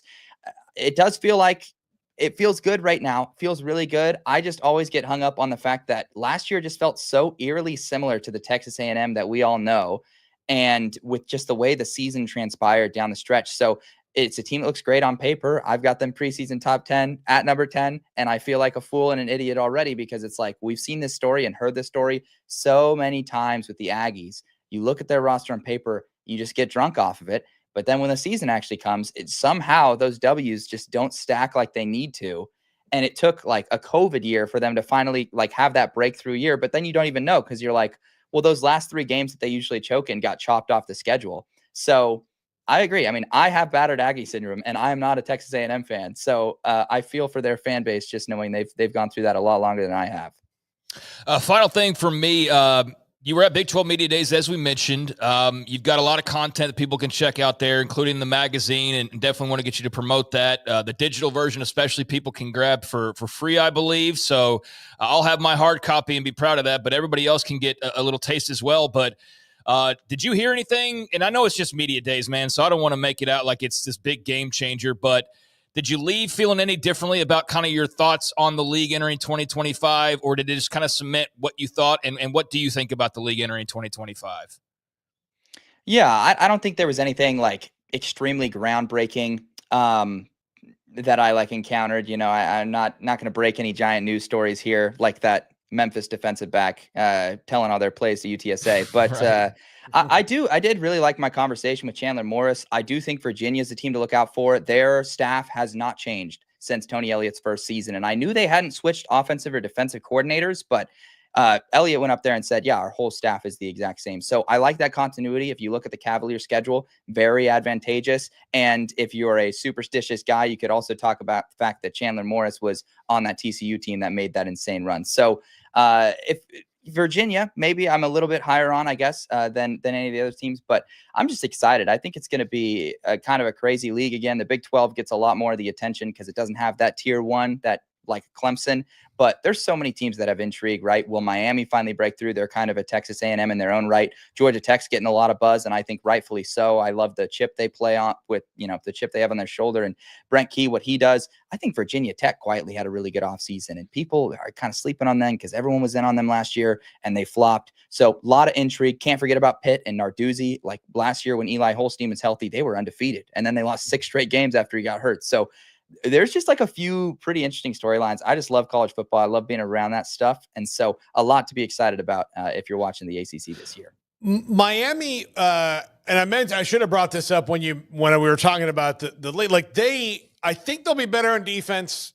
But they were awful on defense last year. I mean, absolutely abjectly terrible.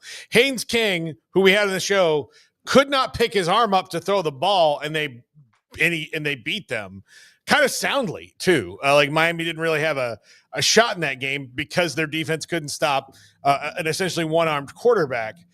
Carson Beck, like I think that like he was a 5-star recruit. I mean, he's got all these measurables, but he's very different than in Cam Ward in that Cam Ward certainly had some measurables, but it was the immeasurables, it was the intangibles that was the difference.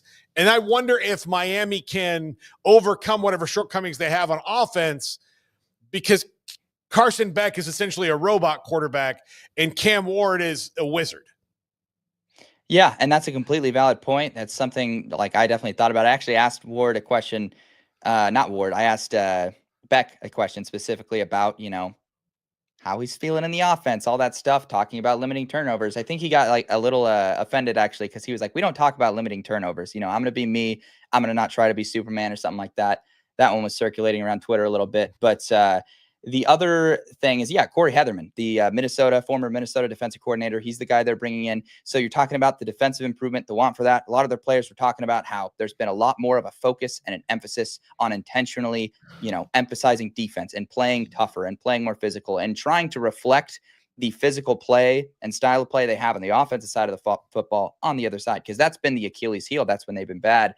The fun fact I like to throw around, not so fun if you're a Miami fan, is that Mario Cristobal at Miami is 4-8 in the month of November, which is pretty bonkers to think about. So their issue has been finishing the season. When attrition comes, their defense just does not hold up, and it's a plenty talented defense. So for them, the upside this year, yeah, is can you protect Beck and, you know, not have to rely on him creating and playmaking, especially with the injury history and especially with the turnover history he has as well.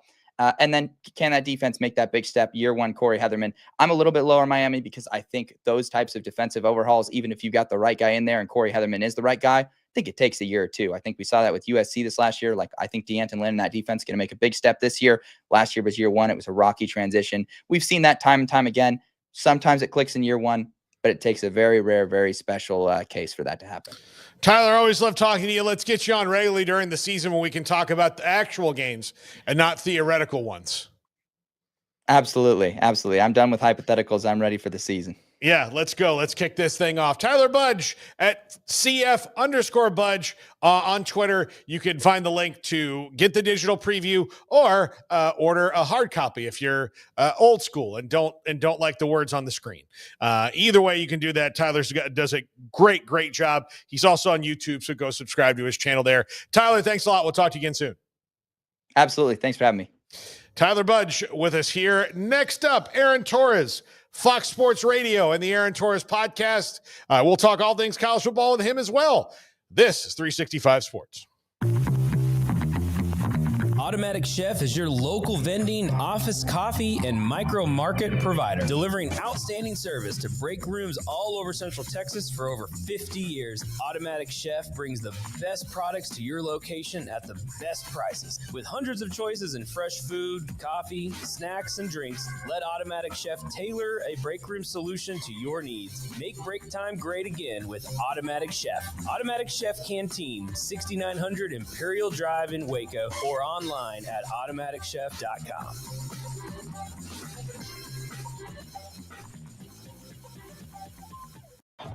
Baylor alumni are more than 160,000 strong. When we all join hands to support our university, we don't just move the needle, we move mountains. Working together, we create life-changing opportunities for students on the field, in the classroom, in the laboratory, and in life for generations to come. So get connected, get involved, learn how at baylor.edu/alumni. There are 26 letters in the alphabet, over 600,000 words in the dictionary, and just 3 of them said together can change everything. Let's order pizza. Those 3 words lead to dough made from scratch and 3 fresh signature cheeses that blanket golden crust in a heavenly melt on Marco's Pizza that'll blow your mind. So visit marcos.com to order and stop by Marco's Pizza in Belmead, China Spring, Woodway, and in Robinson. Marco's. Pizza lovers get it.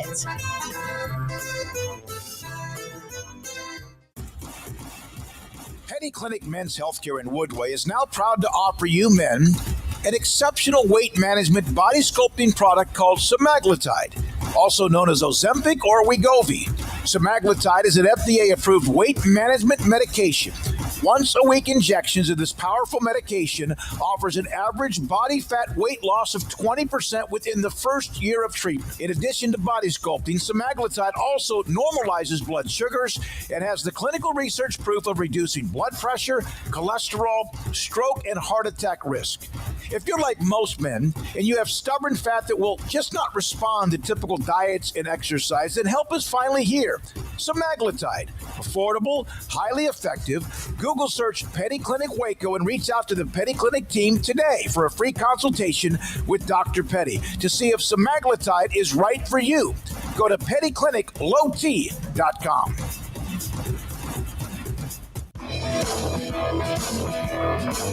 This is 365 Sports.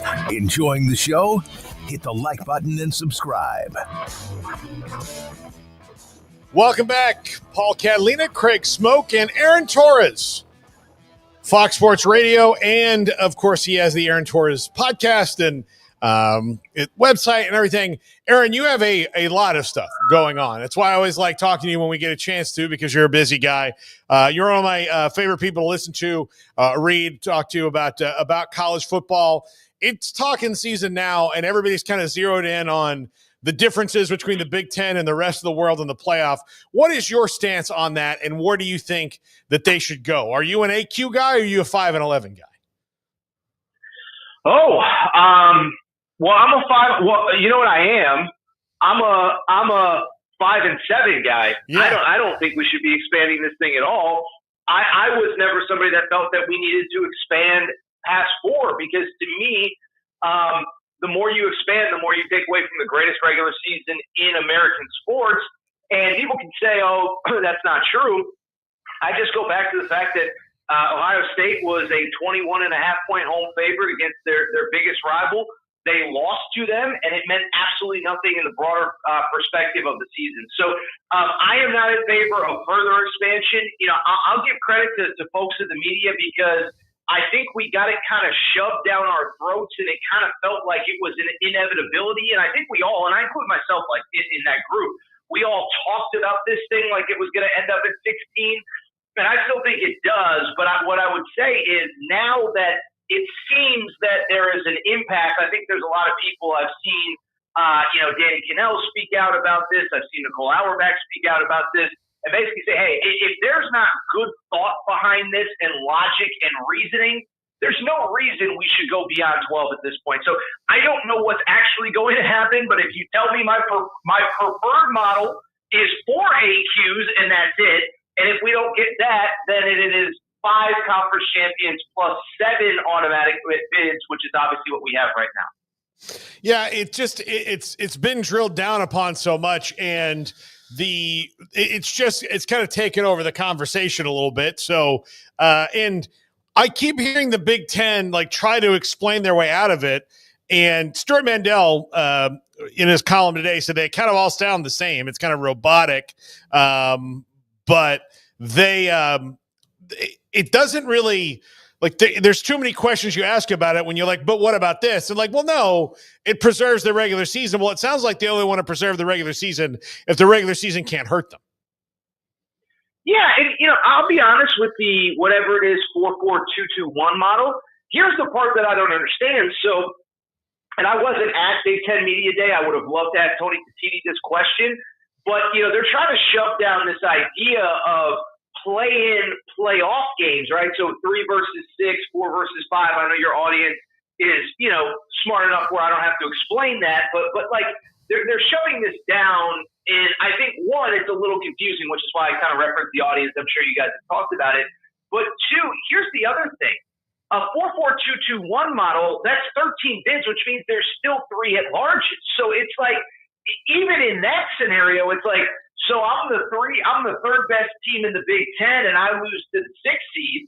I'm still getting into that playoff. Like I don't that's the part that doesn't make sense to me. Is if the core of your argument is that it preserves the regular season, it makes that championship weekend the best version of itself it could possibly be.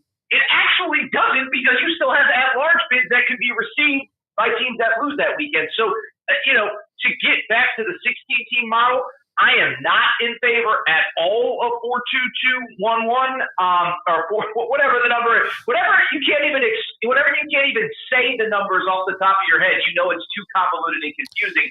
But that's why I'm not in favor of that. If we get to 16, just either give me the 16 best teams, or I think really the best move is give me 5 and 11 so that the G5 at least have a seat at the table.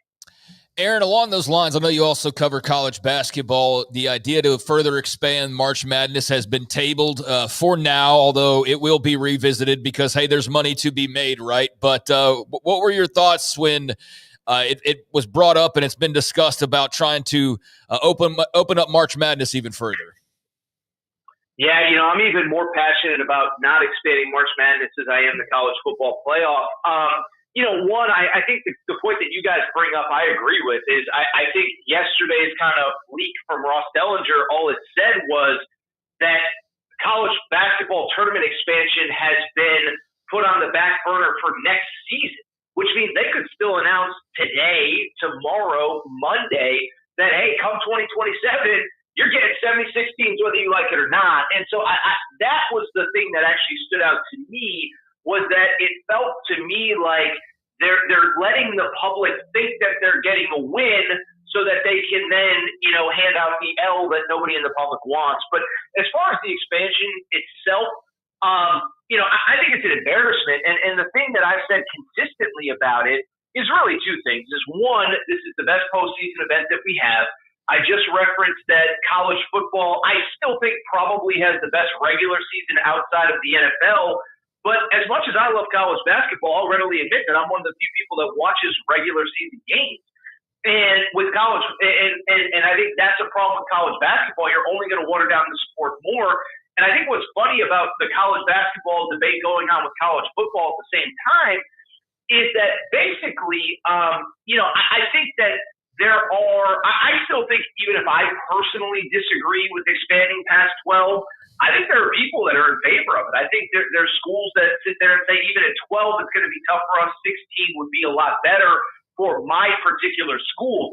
I've actually yet to really hear anybody outside of a conference commissioner or head coach make the argument for NCAA tournament expansion. I haven't heard a fan make it, a media member make it, whatever. So I think that, to me, is the biggest fundamental difference. I still think there are people that want more teams in the college football playoff than we already have at 12. I have yet to hear a single person to get out of a commissioner or coach that actually wants past 68 for college basketball. Aaron, if they were running a restaurant and they had a dish that everybody loved, and then they said, hey, you know how this thing is perfect and it tastes perfect and it's great, well, we're gonna make it bigger. You're like, yeah, but I'll never finish that. Like, I don't want, it's perfect the way it is. Like, you will eat a quadruple cheeseburger. No, hey, McDonald's, I like hamburgers. I don't want pizza. Yeah. I didn't come here for pizza. Yeah. I want hamburgers. It's exactly what it is. I mean, you can make a million analogies, but I agree with you guys 100% that it's not anything anybody wants. And I think, again, like you guys said it from off the top, when there's money to be made, once that train is on the track, it's hard to get it off. But it's not anything that anybody that I've talked to wants. Maybe there's somebody out there that vehemently disagrees. I just haven't really heard that person yet. Aaron, what did you think about Memphis's attempt to, I guess, buy their way into the Big 12? Not completely uncommon. I mean, we saw SMU successfully do something similar along those lines to get into the ACC, and they are now, I don't know what the ACC's future holds, but for right now, it's all right. But I mean, Memphis trying to go big, you have to respect it, and I just really feel sorry for their fan base that's at the mercy of these decisions, but know that they're trying to do their best to hang around the exclusive club, so to speak. But I don't know. What do you think it says, or what do you think it means moving forward for Memphis, and just your thoughts on the Big 12 deciding to say no to a pile of cash? Well, I get the Big 12's perspective because 16 is a nice round number. Again, I think from their perspective, it will be expanding for just the sake of either A, expanding, or B, getting a check. So I get the Big 12's perspective, but I'll be honest, I do feel bad for Memphis. I've been covering, college sports in some degree for probably 15 years now, and I don't really understand why Memphis always seems to be the school that nobody wants to let in. I don't know, and I don't know what the answer is. City, school, okay, but Houston's in the Big 12, Cincinnati's in the Big 12, obviously UCF, which really has burst onto the scene in like the last 10 to 12 years, is in the Big 12. So I feel bad, and I think more than anything, it's seeing all of your rivals go other places. I don't know how much you guys know about me, but I'm a UConn alum, and UConn kind of lived through this, ironically, in the same conference as Memphis.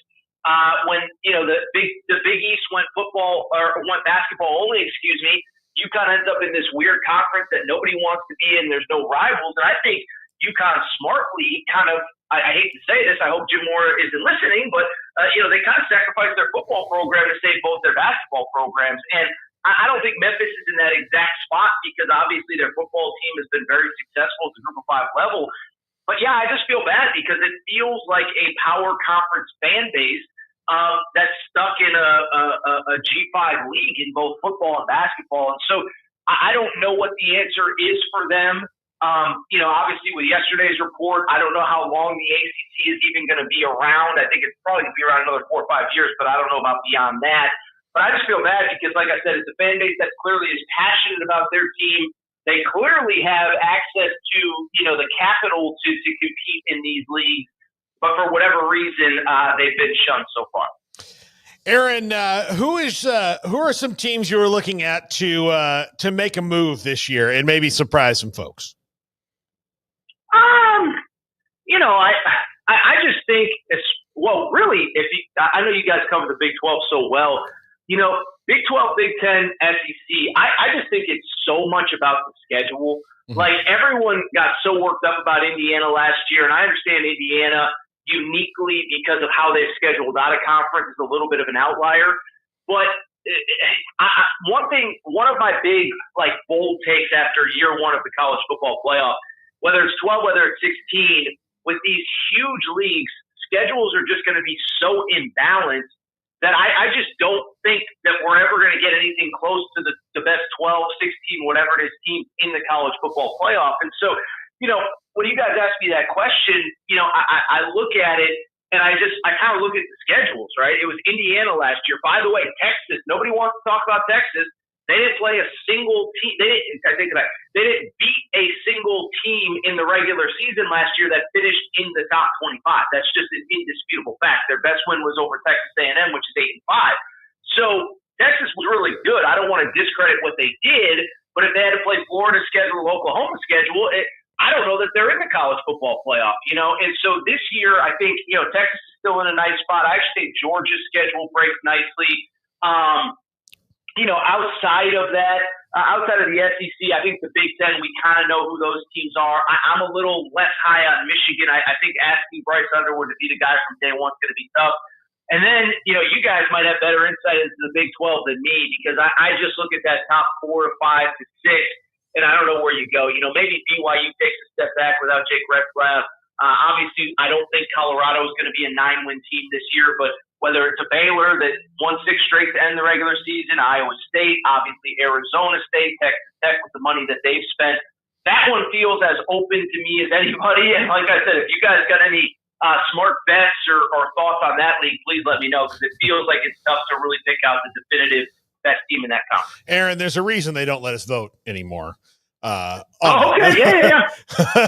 We don't know. No, that's the thing. We it's don't too know. Tough, yeah. That's too tough. And again, especially with the transfer portal, nobody knows that team that got the 1 or 2 players that's really going to swing it that nobody knows about. That's it.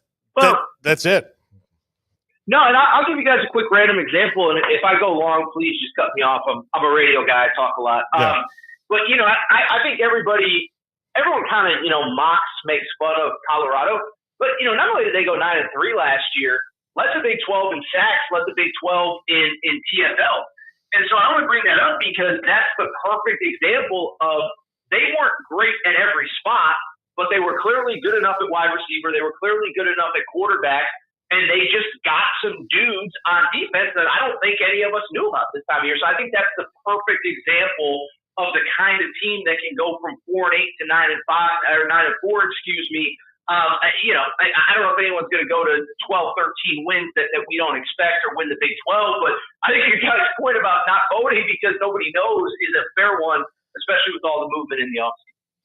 Aaron, Bill Self had to get 2 stints put in yesterday. He is, I was feeling that he was kind of maybe towards the end of his career, and there's been a lot of talk about this would be the last year. Darren Peterson, that's the last perfect player that he wants to coach before he rides off into the sunset. This news would seem to push that eventuality of his retirement up, or at least the certainty of it, maybe a little bit more because he's got a big house down in Florida. There's all these things. It just feels like we might be seeing the last ride of the great Bill Self this year. Yeah, I wasn't somebody that felt like, I think the middle of last year there were some reports like, how much longer does he have? I didn't feel like he was there. I do kind of feel like he is now. I mean, second obvious heart issue. I mean, 2 years ago he missed the NCAA tournament, 2023, so I guess it was 3 seasons ago. And then the Big 12. I don't know if the Big 12 is caught up. I just think that I don't think he really had or has a plan for this portal NIL era where, listen, we all know Bill Self, his best teams were guys that have been in the program for 2, 3, 4 years. We all know the names. And I don't know that he's ever really gotten comfortable with this year-over-year roster churn that we're in college basketball right now. And I'll tell you guys just a quick side story. And again, if I'm going long, please cut me off. But, I was talking to a buddy of mine who covers another Big 12 team. I won't even say which one. And I said, how many schools right now, off the top of your head, do you just feel like have figured out the NIL portal era better than Kansas and Bill Self have, just in the Big 12. Because I feel like Texas Tech has, feel like BYU has, feel like Iowa State has, I feel like Arizona has, feel like Houston has. I mean, that's 5 teams right there, and I might even be missing 1 or 2. I don't know. I think there's something to what you guys said. I think he comes back. I think this might be the last hurrah. I think it's also worth noting, like, outside of Darren Peterson, he kind of missed on some guys this summer where, you know, you look at the crystal balls and it's like, oh no, he's going to Kansas, it's done. And then a week later, a day later, guys committing to Duke or committing here or committing there. I'm with you guys. I don't want to rush any of these legends out if they still feel like they can do the job, but this kind of feels like this is going to be it for him this coming season. Aaron Torres, Fox Sports Radio and the Aaron Torres podcast. Thank you so much, Aaron, for hopping on. We'll talk to you again soon, buddy. All right, fellas. Thank you guys for having me. Have a great afternoon. Appreciate you. Aaron Torres with us here on 365 Sports. He's a 4-team playoff guy, Craig. I don't know if you got that before you put the headphones back on. No. I was in the restroom when we first started. But, so I caught, like, the tail end of his answer. I don't know if I caught the 4-team part, but I don't know, man. I think it needs to be more than 4, but I'm like not completely sold on 16. I think where I am now, man, is I'm honestly so burnt out on the playoff and the discussion about it. But I know that I can't not talk about it because, hell, that's a big part of the sport that we cover. But I just, as we get to the close of the summer, I feel like I've heard every idea and every iteration and every possible route, and I've soaked it all in and tried to, like, give all of it the benefit of the doubt and give it an open mind. And there's a lot of good answers. Like, there's cool ways to do multiple combinations of these things. I just felt like the 4 just left me wanting so much more. And you know what? Maybe in hindsight, that was the way to go, rather than giving you too much and you have the plate. And it's like almost, you know, when you go and you have that meal at a restaurant and either people don't know how much they've ordered, or you, like, because you haven't been to the restaurant before, so you order something, you don't realize it's like the biggest chicken fried steak you've ever had, and then you have half the chicken fried steaks left over, and you feel kind of bad that, like, there's just all this food. Like, when we went to Babe's Chicken up in Arlington, I guess it was that Frisco? Frisco. We had a lot of food left over, man, because I don't think we kind of knew, and I sort of felt bad of, like, man, we got so much. And so I think maybe there's something to be left, like, being a little hungry for more. Like, we need 5 and 6 and 7 and 8 teams because this is just too short. Well, now it's like we got all this leftover food that we don't even know what to do with it all, and it's just I know that's not a great analogy, but but we're not going back. But we can keep the portion size at least somewhat consumable, satisfying. Yeah, exactly. Where, you know, it's fine to take some leftovers home, but, you know, I went there just last year. It felt like everybody, like, by the semifinals was like pushing away from the table, and it's like, no, we got another round, baby. Like, we still got another course coming. When we were in Frisco for pro days, I went there to Babes with my cousins and my aunt and uncle that live in Frisco, and one of my cousins, the kids, is a tech student. He was home after spring break, and he didn't make it because he was sleeping after their long trip. So, like, we gave all the leftovers and all the extra chicken fried steaks and chicken fingers to him, and he's 6'7" and thin, so he's like one of these kids who, like, wakes up in the morning, can eat 7 chicken fried steaks and call it a day. But outside of, like, you having a person like that, it's always going to be too filling, right? It's always going to be too filling. So for the people who want 24 teams or 30 or whatever, like, it's like, okay, but I'm definitely not a more guy at this point. I'm not more. Like, just hold it at 12. I'm fine with them holding it at 12 and tweaking the model as new issues come up to avoid those issues again. I just want to get to a point where, and I know, like, it's valuable for us to have that conversation. And there's times where I am more interested in it. I just feel like with the Big Ten propaganda this week and all the propaganda from all the various conferences that we've been eating over the last, I guess, 3 weeks or so since Big 12 Media Days kicked off, and they talked about it, and the SEC talked about it, and the Big Ten's talked about it, and the ACC's talked about it, and everybody's talked about it now. And we've talked about it, and our listeners have talked about it, and everybody's got different opinions on it. And my opinion just now is, like, I'm just really interested to see this year's playoff and see if it works better with the different seeding, and maybe that really is the way to go. But I know we're never going back to 4, and that's still like I said, I didn't feel satisfied at the end. It just felt like not enough. But I can see where we're very closely getting to a point where now it's 16, now it's this, and now we have way too much left over at the end of the year. But it's college football, so I'll absorb it and roll with the punches. But everybody's got a thought on the playoff, and I appreciate the passion that everybody has, especially those that have put a lot of hard work into trying to figure out the best solution. But it's just impossible to get everybody on the same page, no matter what idea there is. And the most logical idea, guys, would be like 8. But they don't want to do that. And here's why we can't come to a solution, because the most logical solutions, the people don't want to do that. Yeah. So let's just do conference titles and like 3 at-larges. And nope, we don't want to do that. That's not enough. And so we can't. That's why it's hard, because they don't want to do the easy thing. Yeah. They want to do the selfish thing. And there's not just a couple people trying to be selfish. It's like a bunch of people trying to be selfish. So that's why it's as messy as it is. Yeah. Absolutely. Garrett, you have the video. We've been holding on to this for 2 days. James Franklin at Big Ten Media Days in Vegas had some thoughts about the locale of Media Days. Of our beat writers did not come to this because they couldn't afford to get out here. And the majority of our teams are near Chicago, where this used to always be. The majority of our teams are near Indianapolis, where this used to be. And it creates a different environment. I walk around the lobby. I don't see any signage. I don't see anything for the Big Ten. I don't see people getting autographs. I don't see, it's a different vibe and it's a different feeling. I think that other conference, when they have their meetings, there's essentially a press conference every single day at the end of the meetings. It keeps people talking about that conference at a time of the year and makes them relevant. We're not doing that. We need to be talking about the Big Ten and our programs and the things that we have done, and making it as accessible to everybody as we possibly can, and connecting with the fans.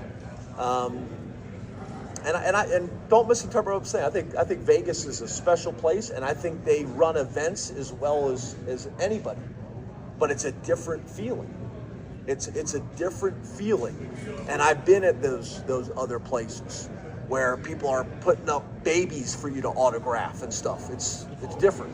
So I think there's still some things that we got to be strategic and smart about that are going to put our conference and our schools in the best position on a national level, in my opinion. Coach, what? Normally I'm like quick to disagree with James Franklin on a lot of things he believes, but so are commenters, because if you look, and I want to give proper attribution, I need to find out where that came from. But the responses to it, I was blown away by how many people were like angry at him for these comments. Like, all he does is bitch and moan. And I was like, well, I can kind of see where they're coming from. Yeah. And so you just said that, and that's like the first thing you said. I am, because like sometimes somebody will ask him, he's not great about direct questions when it comes to how good your football team is or is not, or all that. He's a coach speaker for a lot. That was from Mark Brennan, correct? Thank you. Thank you. Just want to make sure he put the video out. So I want to make sure. So thank you, Mark Brennan, for that. Thank you, Garrett, as well. Yeah. But, he's right. I mean, look, and, we're fortunate to have been able to figure out a way to go. Like when Big 12 Media Days was in Vegas, we figured out a way to go. We were able to do it. We've always kind of gone to places when we want to, because we figured out a way to make those things happen. I certainly understand like the beat writers, local papers. That's a completely wild thing right now when it comes to doing the things that they used to do. And, but like, he's right about one thing about Vegas is they're great at hosting things, but Mandalay Bay is also hosting like 12 other things, at the same time. Like there's probably some corner like meat packing convention. And then there's, the International Association of Rodeo Clowns or whatever. Usher has a residency or something. Like there's all these things going on. And then Usher. Yeah. And there's no like the people walking through the lobby, like we were at the Mandalay Bay for the Super Bowl, Craig, a couple years ago. You weren't there, but we were there. And look, the Super Bowl, people come for that. That's the freaking Super Bowl. But 2 days of press conferences for a conference that you may not give a crap about, or if you're in Vegas and it feels like half the people are from another country anyway, when you're walking around. I mean, I remember walking around the casino at the Bellagio when Big 12 Media Days was there, and thinking like, man, there are really a lot of Japanese tourists here this time of year in Las Vegas. And so, they're not coming for Big Ten Media Days. And I didn't realize that, so many people autograph their babies at Penn State, but, I think he was talking about Vandy and the SEC with that one. But he's definitely talking about the SEC. Yeah. So he's doing that. But he's also right. Like the Big Ten, like the SEC had their meetings at Destin and they had a press conference and everybody spoke. And then the Big Ten had their meetings and nobody was even allowed to go. Yeah, I mean, I find a few things about this interesting. One, the reaction of just like some of the – I mean, you should see it on the tweet from Mark Brennan at Mark X Brennan. He's with Lions 247. But there's like 250 comments on here. And a lot of them are like, shut up and quit whining. You whine about everything. And then I think the part that I'm starting to dislike in regard to the whole Vegas thing is just like everything's Vegas, Vegas, Vegas. It's the Vegas takeover. And I don't dabble in all of that. I mean, I enjoyed Vegas. I wouldn't mind going back there. I assume we probably will sooner rather than later for the Big 12 or for some other event. And that's fine. But I know it's now the focal point in the center of the universe when it comes to American sports. But yeah, I just think like the Vegas obsession now with everything has to involve gambling to some degree just kind of sucks. And I don't know that that's the greatest thing long term, but nevertheless, it is a cool spot to host events, but I get his point. It's just weird to see people like get mad, like he's mad at Vegas or like, do you have such an issue that you feel the need to defend Las Vegas? Like maybe check yourself in somewhere. He wasn't mad at Vegas. He was mad at the structure of the thing. Yeah, but it's social media. So there's just bizarre stuff from time to time, but you get people who are like, hey, move the championship to Vegas. I'm sure they will. I just don't think everything has to go there, but I get why everything is going there because that's where all the money is now. So it makes sense from that standpoint. And that leads into him talking basically about strategery or strategy. And even like where you put your media days is now kind of more of a calculated decision than it ever was before because of the media coverage that you're looking for and the press that you get during the week. And so I can see where he's coming from there. I can also see where there are the people who are like, all he does is complain. Now he's even complaining about media days. I can see if you're listening with one ear and you already have kind of a perception how you would take it that way. But I understand his point exactly. The Big 12 tried it out. It was fine. It was totally fine. I do think it was better in Frisco. I think that you had more reporters there. Without a doubt, you had more reporters that were there. But I know that Arizona and Colorado and all those schools out there would rather have it closer to home. I just think for a league like the Big 12 and now for the Big 10, a more middle-of-the-road destination makes more sense just because everybody's going kind of the same, I guess, distance, so to speak. Does that make sense? Yeah. Like we're not all going out west where there's like a handful. You've got people coming from east and west to converge in the middle. So that's why I think our Frisco's better for the Big 12. But it is weird. At the same time, this is what you bought into when you grabbed USC and UCLA and Oregon and Washington. I mean, this is a throw in the bone to them because this is where they would have had pack media days. Yeah, I would ask James Franklin, were you against adding those? Exactly. schools? No, I mean that's a fair point. Yeah, like so if you were against having a media day in Vegas every once in a while, were you also against adding all these schools that they're now part of at least going to Vegas for to go out west? I mean that was part of the idea. So yeah, I mean this is what you signed up for, and I think my only other thought on this was just say the damn SEC. Yeah, that other conference crap. Like Greg Sankey even like kind of dunked on it with the logo that he had changed the letters of the SEC logo to was it TAC? Yeah, or TOC. Yeah, TOC. And so he was having fun with it, and he's got rabbit ears, man. Like I think he's got rabbit ears, or people at least pass things along to him, and he acknowledged. Not just Franklin, but like everybody in the Big Ten, it felt like this week was saying that other conference or referring to the SEC. So I'm glad that Sankey played along with that. But I would also say that as much as I hate to just fall in line with kind of like the propaganda, but dude, it just means more down there in the South when they're doing media days. I'm sorry, but like they don't have people lined up signing autographs at Big 12 media days either. I can't speak for the ACC. They're in a hotel. It's a bit different. You can have people in the lobby that are around, but I think it's the location. But it's also just people don't care as much. Like Michigan fans aren't going to Vegas for media day to sit and get autographs from guys like Bryce Underwood. It's just a different mentality. And I don't think it's one that you can like condition into your fans in quick fashion, certainly. But it takes a while. And I think, like, for lack of a better term, like there's just this indoctrination down in the Southeast. It's been going on for decades. That it's just different. And even with little things like a media day, it does just mean more. And so if he wants that, then he's going to have to go coach somewhere else. Maybe Auburn's opened up at the end of the year, or someone, Oklahoma, Mississippi State. No, he won't take that job.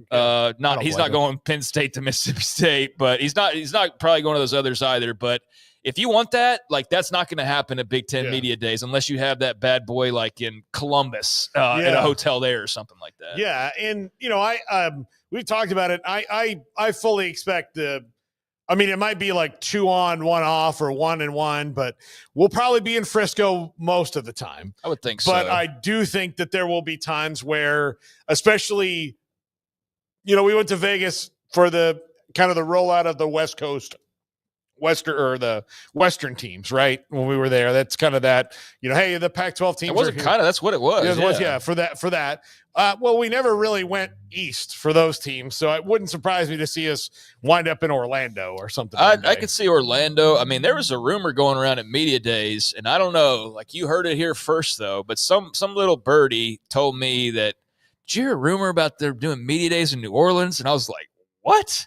I can't imagine that, but I do think that your Mark's open-minded.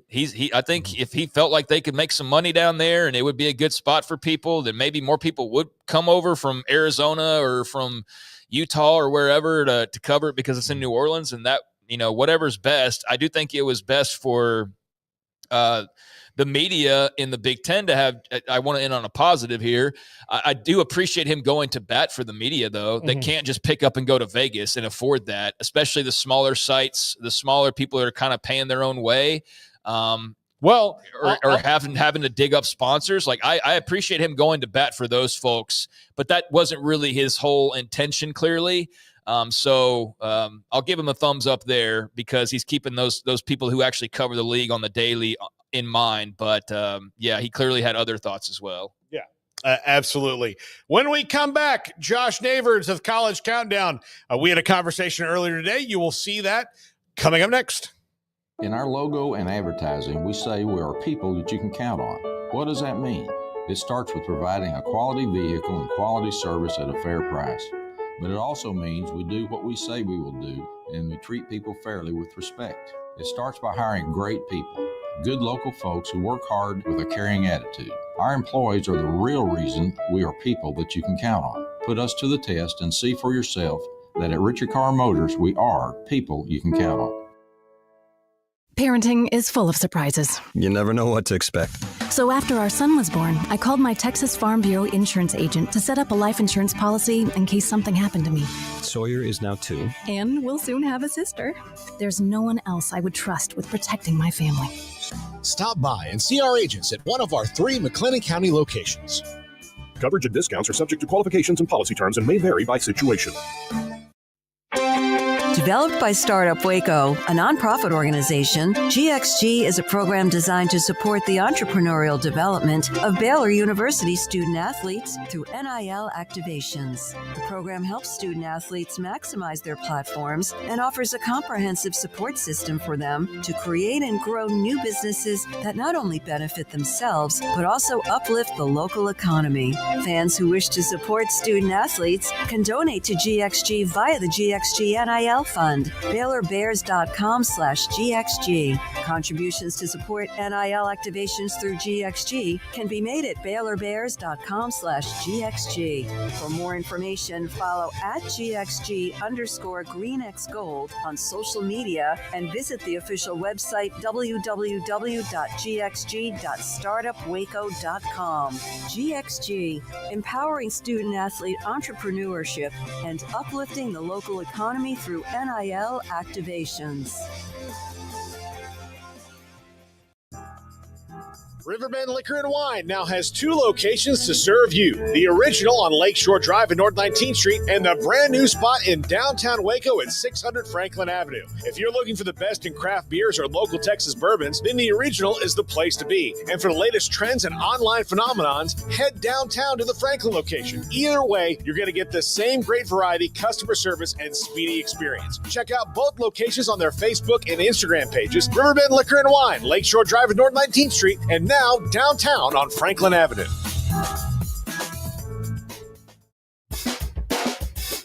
This is 365 Sports. Check out the 365 Sports family of channels on YouTube. Back to 365 Sports. If you are, nostalgic for the old days of 2024 with us, well, Josh Neighbors, who is coming back, he's dusted it off. He's taking it out of mothballs. He's waking up from hibernation. The College Countdown podcast is coming back, and we're going to have Josh every single week. Josh, fired up to have you back, buddy. I hope you know how highly I think of you and respect you as a peer and a colleague, and super happy to have you in the fold and doing a podcast again. I severely missed it. Well, I appreciate that. I missed you all. I missed our conversations every Friday too. Yeah, it's just I needed some time off, getting some stuff together, and trying to focus up on what I wanted to do. I think for me, the podcasting stuff's been difficult ever since to be candid, ever since I had the Locked On Big 12 unfortunate situation happen. Yeah, it's just like kind of lost my love for the game a little bit. It's just the desire to build an audience, stuff like that. It took me a long time to build the Locked On Big 12 audience to where it was at that point, and Drake's done such a good job. He's really impressed with what he's done, but it just kind of. You don't have to compliment if you don't want to, but yeah. He's built the audience. I mean, the thing is, do I agree with 99% of the stuff he says? Probably not, but he's built the audience. It's really impressive what he's done. So, but that audience building takes a lot of time, especially the way I do it. It's kind of a brick by brick approach. That's how we do it. Yeah, I'll fight you one take at a time. To build this house. And so, just kind of focusing on my own job and building some of that stuff out. So I feel like I'm in a spot now where that stuff's solid and I'm ready to talk some college football again. Listen, look, Michael Jordan had to play baseball for a little while before he rediscovered his love of basketball. So, or was he suspended for gambling? I don't know. Who's to say? I will choose to believe, it's funny, and I'd love to get your take on this because Hulk Hogan passed away, and Hulk Hogan's legacy is, dare I say, complicated. We talked about it a lot yesterday because Craig is a massive wrestling fan. Yeah. And if you are a wrestling fan who is our age, it is over 80% that Hulk Hogan's the guy that made you watch wrestling because he's the guy who put it on the map. But it's one of the things, as a comedian, for me, I felt it in a different way when, it turns out that Bill Cosby was a piece of crap. That broke me. And then, I think it broke a lot of wrestling fans that Hulk Hogan was not everything you want him to be, or he was. And we really knew too much about him anyway, just through his fault or not his fault. We just knew too much about him. And then it just tarnishes it. I would say, I have that same feeling as a kid who grew up watching Michael Jordan and loving. I would watch the Bulls on WGN every night that they were on until my parents made me go to bed. Right. And then, obviously as I got older into high school, they never, you stop having a bedtime, and I'd watch. I mean, I remember the 96 or whatever the 72-10 team was. I probably watched 64 of those games. Right. And watched them all. Watched every playoff game for every second because it was such an amazing thing But I do, and I don't think Michael Jordan is a bad, like, he's not, there's nothing criminal about him. There's nothing like, I wouldn't say he's a great guy. Duplicitous, but I know that, like, you know, if we ever met, we're not going to share a hug or anything. Like, it's not going to be like, man, that Jordan, he was fun. You know, like, I know that, like, he's this. So I have to see him as a basketball player. Like, that's what I see him as. He's a basketball player. I need to stop, like, and I think we all need to do this.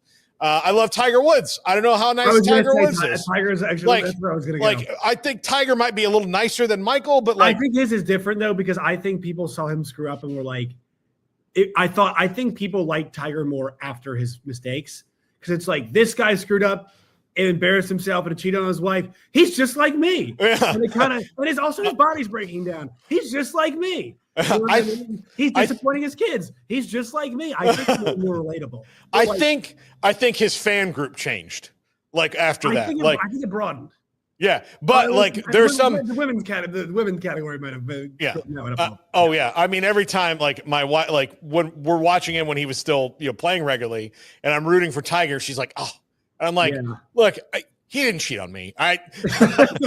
You know, like, he could never cheat on me. Norm Macdonald had the best bit about Tiger, where it's like, well, he always presented himself to me as a golfer. You know, I was like, yep, that's that's how it is. And Deshaun Watson, like, it's the Meet Your Heroes thing. Like, Deshaun, I always loved Deshaun Watson. I really admired him. You know, he's, you know, I think he and I are roughly I'm 28. I don't know how old Deshaun is. Yeah. So we're roughly in the same age range, but I mean, like, you know, it talks about him building houses and whatnot and stuff, and Habitat for Humanity, I believe. And, you know, it turns out the guy's like a real jerk. And it is, you know, nothing that was really presented to us was true. And I mean, I think as somebody who works with someone who's like, so I work with Justin Moore, country singer. It's on our show 3 days a week. Like, he's not as famous as any of these people, but it's really hard to be normal and be famous, especially when you're like a high level performer. Mm-hmm. I think a lot of stuff goes into that, but like, there are some people who are just jerks. There are some people who, like Michael. I think Michael Jordan's a jerk because he's competitive. Yeah. I think Hulk Hogan's just an asshole. No, like, I think he's too much of a real American, if you know what I mean. Right. So, like, I think like that's what I think about Hulk Hogan. I mean, but if you're talking about wrestling, like, he is. I mean, there's, you know, Michael Cole one time made the comment, like, there's no WWE recently when he's getting booed in LA. He's like, there is no WWE without him. I mean, I think that's pretty true. Yeah. Like, I think that it, like, the idea of like the face that runs the place, like that, like, Hulkster was that man. And look, the two guys that built it were him and Vince McMahon, and neither of them are good people. No, you know, right. like, I mean, it takes a bit of cutthroat to build things like that sometimes. Yeah, it does. But it, like, you know, Michael Jordan just, and like, one of the things I knew about, like, Michael Jordan even back then was he was so good and he worked so hard and he was so singularly focused. Yes. That it was like, you had to be the kind of person who could just take it, right? Who you could just go like, all right, this has really nothing to do with me as a human being. It's just, I'm another basketball player on the same team as the best ever, and I need to match his energy for these 8 hours a day while I'm here, and then I can go be exhausted when I'm not here. Like, that's so he'll his also deal. run me over, at least, you know, or else he'll just run me flat over. You know, that's exactly. And who am I to be like, no, I don't want to do it that way. Like, you know, like, I'm thrilled to be here. It's just harder than I thought it might be. But anyway, I digress. That was all just small talk to let people know how diverse in thinking that Josh is, as he brings back the College Countdown podcast. Josh, we're not done with all the media days, but the P4, A4, whatever you want to call it, they're done. ACC and Big Ten wrapped up yesterday. Big 12 was a few weeks ago. And obviously SEC was right after that. What is your big takeaway from talking season about the off-field stuff and where we are as a college football viewing populace, and what the leaders think that we want to see and want to have versus what we actually want to have? I think the leaders think that we're idiots, is what I really think. I mean, great, like, so there is this really massive disconnect about.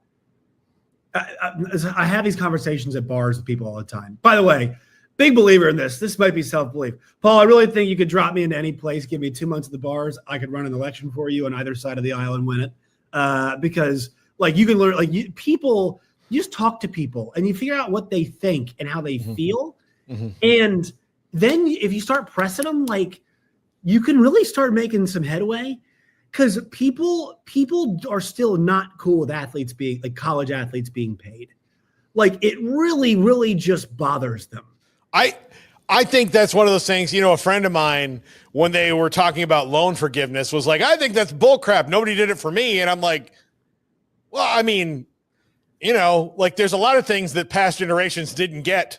And I can go really dark on this, but like nobody would have been like, you know what? No, you have to stay this way because it didn't happen for me. Like, no, you just be like, oh, damn, I wish I was born later.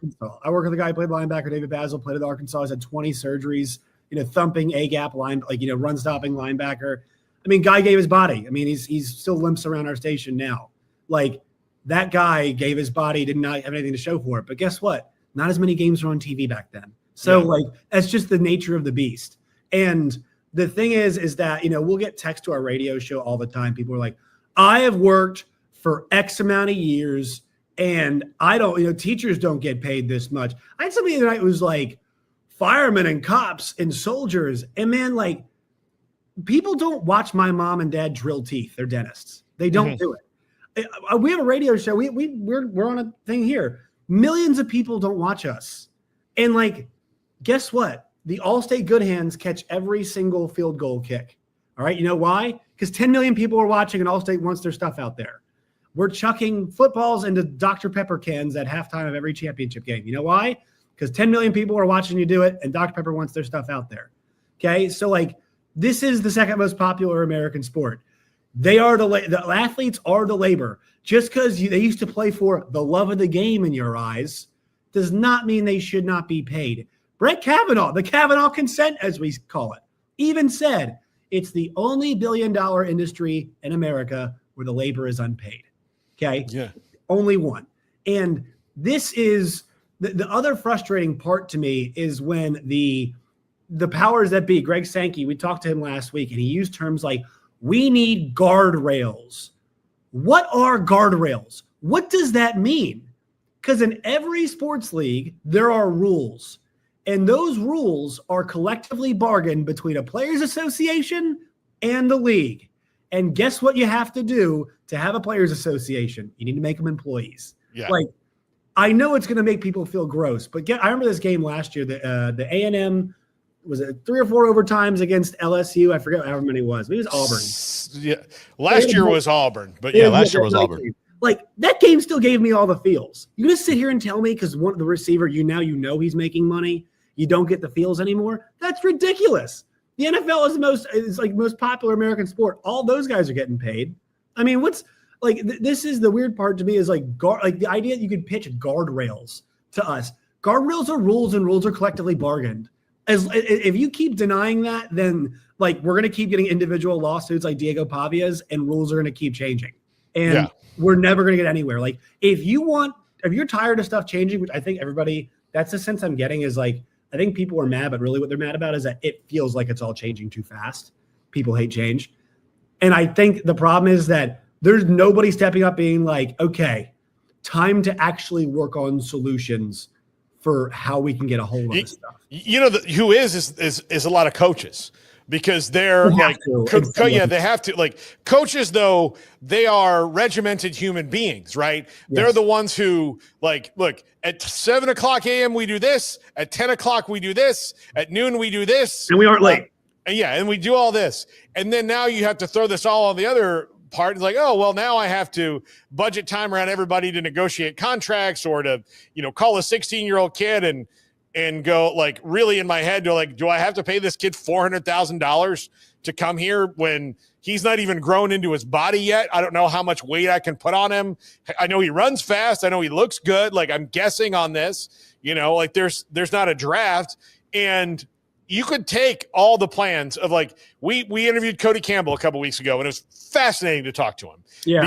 Because his plan is not what you would expect from like a big kind of billionaire guy. Like it is egalitarian in that You negotiate everything together, the kind of rising tide theory there. Everybody makes more, like he said, everybody's going to make more money than they're making right now, even the SEC and the Big Ten. So they shouldn't stop me on this because this plan, raises. You got a tough time stopping him, man. He's a force of nature. Isn't he? Exactly. And then the other thing about it is, okay, we have that. We're going to collectively, we're going to negotiate the rights all together as a college sports playing populace or as an entity. Then we are going to have this agreement here that will allow us to deal with the athletes and their compensation in a rule structured format that we can build around. And you tell them, like, okay, we're good for all of that. And then they read like page 2, like after you make them employees, they're like, no, this is garbage. Light it on fire. Right. Socialism. You're like,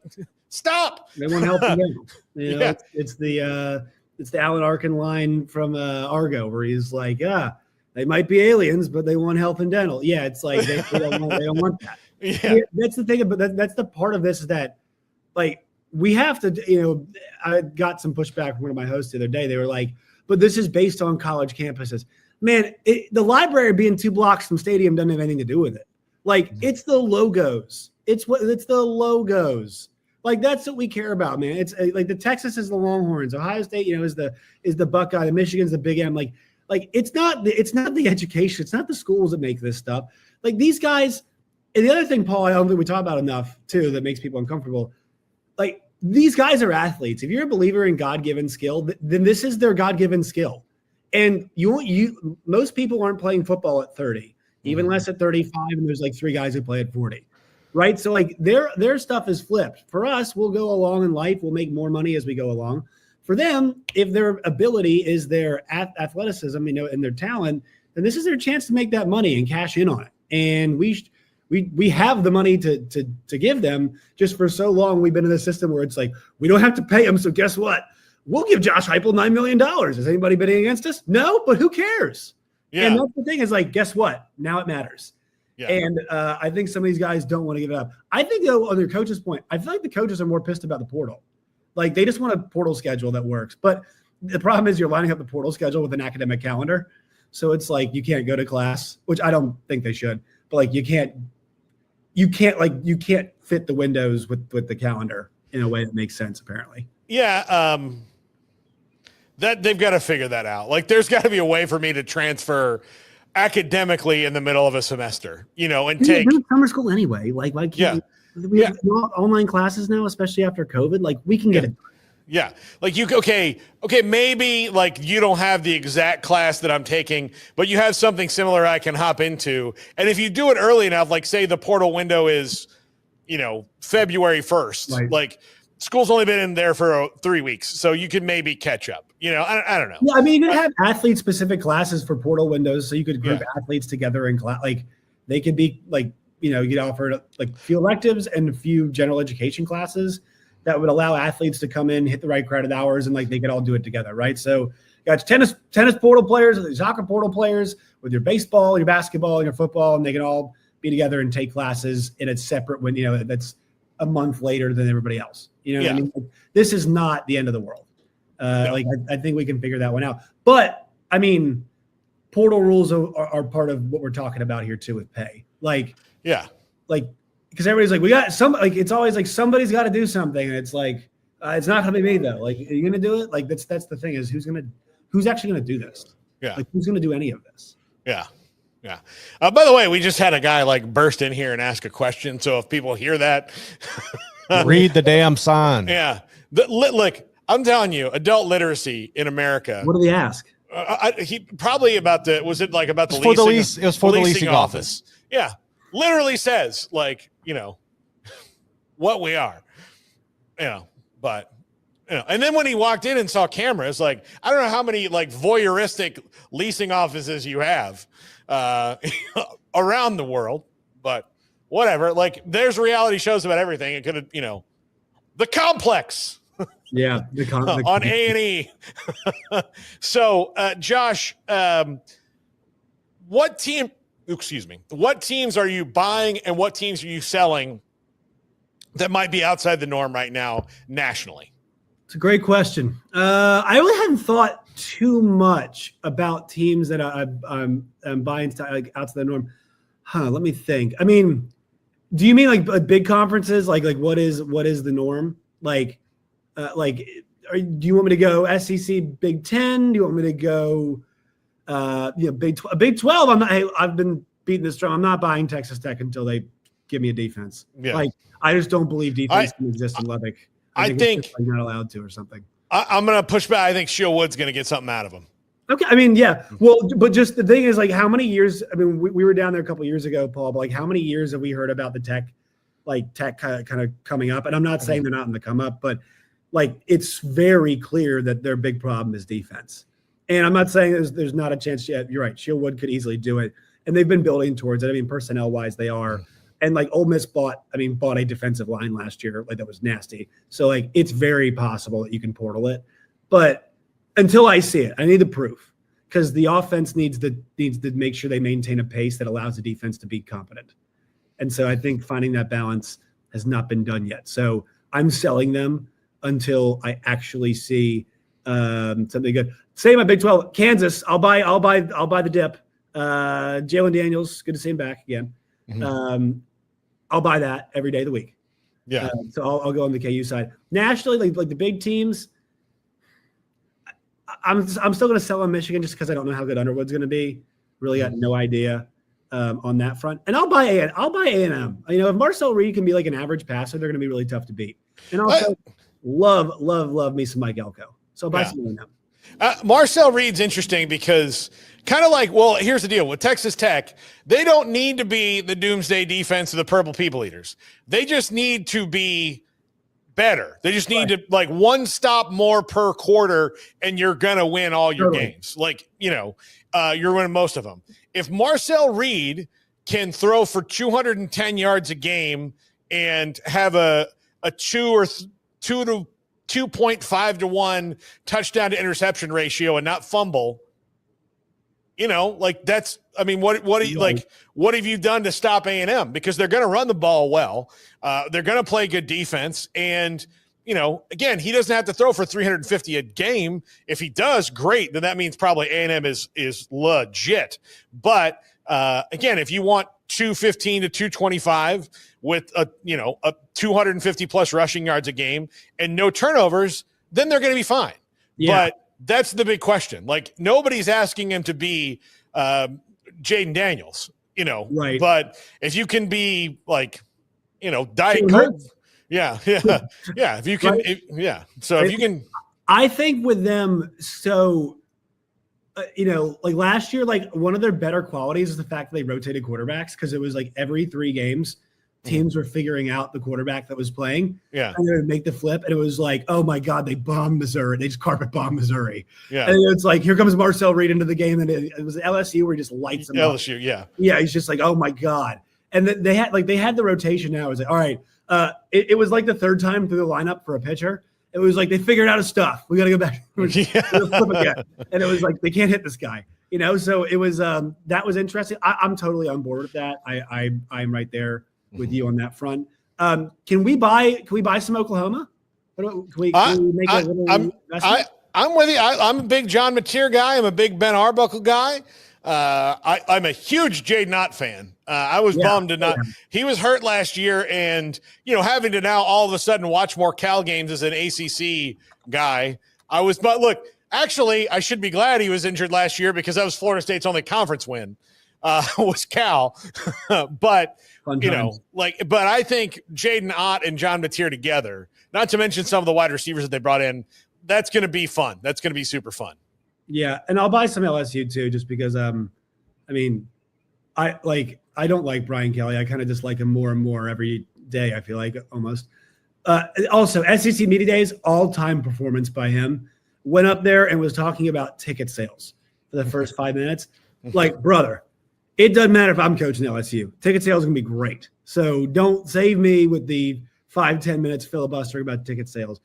He's such a good coach. I have to feel like he's going to get this thing. I mean, they're going to have to be good at some point. And I think Nussmeier's awesome. I think he's like really awesome. I thought last year, I'm like, they cannot run the ball.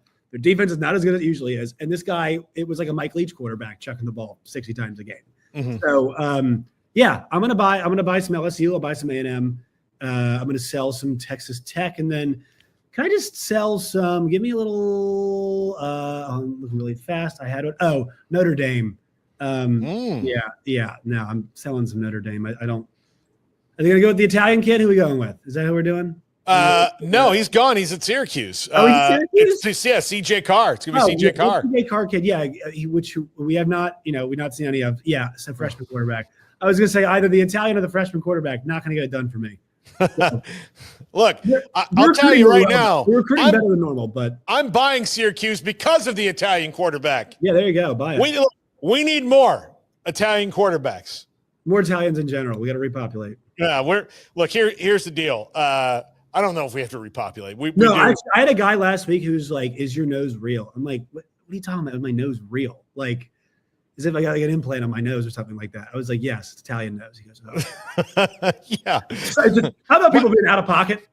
Like you said earlier, Paul. That was crazy. Yeah. My wife told me like one time, like, your nose is an odd shape, and I'm like, yeah, blame whatever happened in Italy, Yeah. Blame the Corleone family. Let's go. Yeah, exactly. Josh Neighbors, College Countdown Podcast. Josh, when do you launch? Next Monday. We're doing Monday. Monday. All right. Well, go follow Josh on social media, and you'll find it on his channel. Josh, love you, buddy. We'll talk to you again next week. At Josh Neighbors _ See you guys. Thank you. There you go, Josh Neighbors. This is 365 Sports. The Ole Miss schedule's next. Edward Jones Financial Advisors Ben Erlinson, Brad Wilson, and Cam Heathcott understand these are difficult and changing times we live in, but they know how important your financial investments are to you. So is your financial advisor staying in touch with you and helping you navigate today's financial climate? Invest with Edward Jones Financial Advisors Ben Erlinson, Brad Wilson, and Cam Heathcott, who invest their time and experience back to you and your money. And like coaching athletes, investing money is about time, patience, and encouragement. Contact Ben Erlinson at 254-759-8533. Brad Wilson's location at 250 Sharon Drive in Woodway, and Cam Heathcott in Conroe. Edward Jones Financial Advisors, Ben Erlinson, Brad Wilson, and Cam Heathcott, proud sponsors of 365 Sports. Edward Jones, making sense of investing, member SIPC.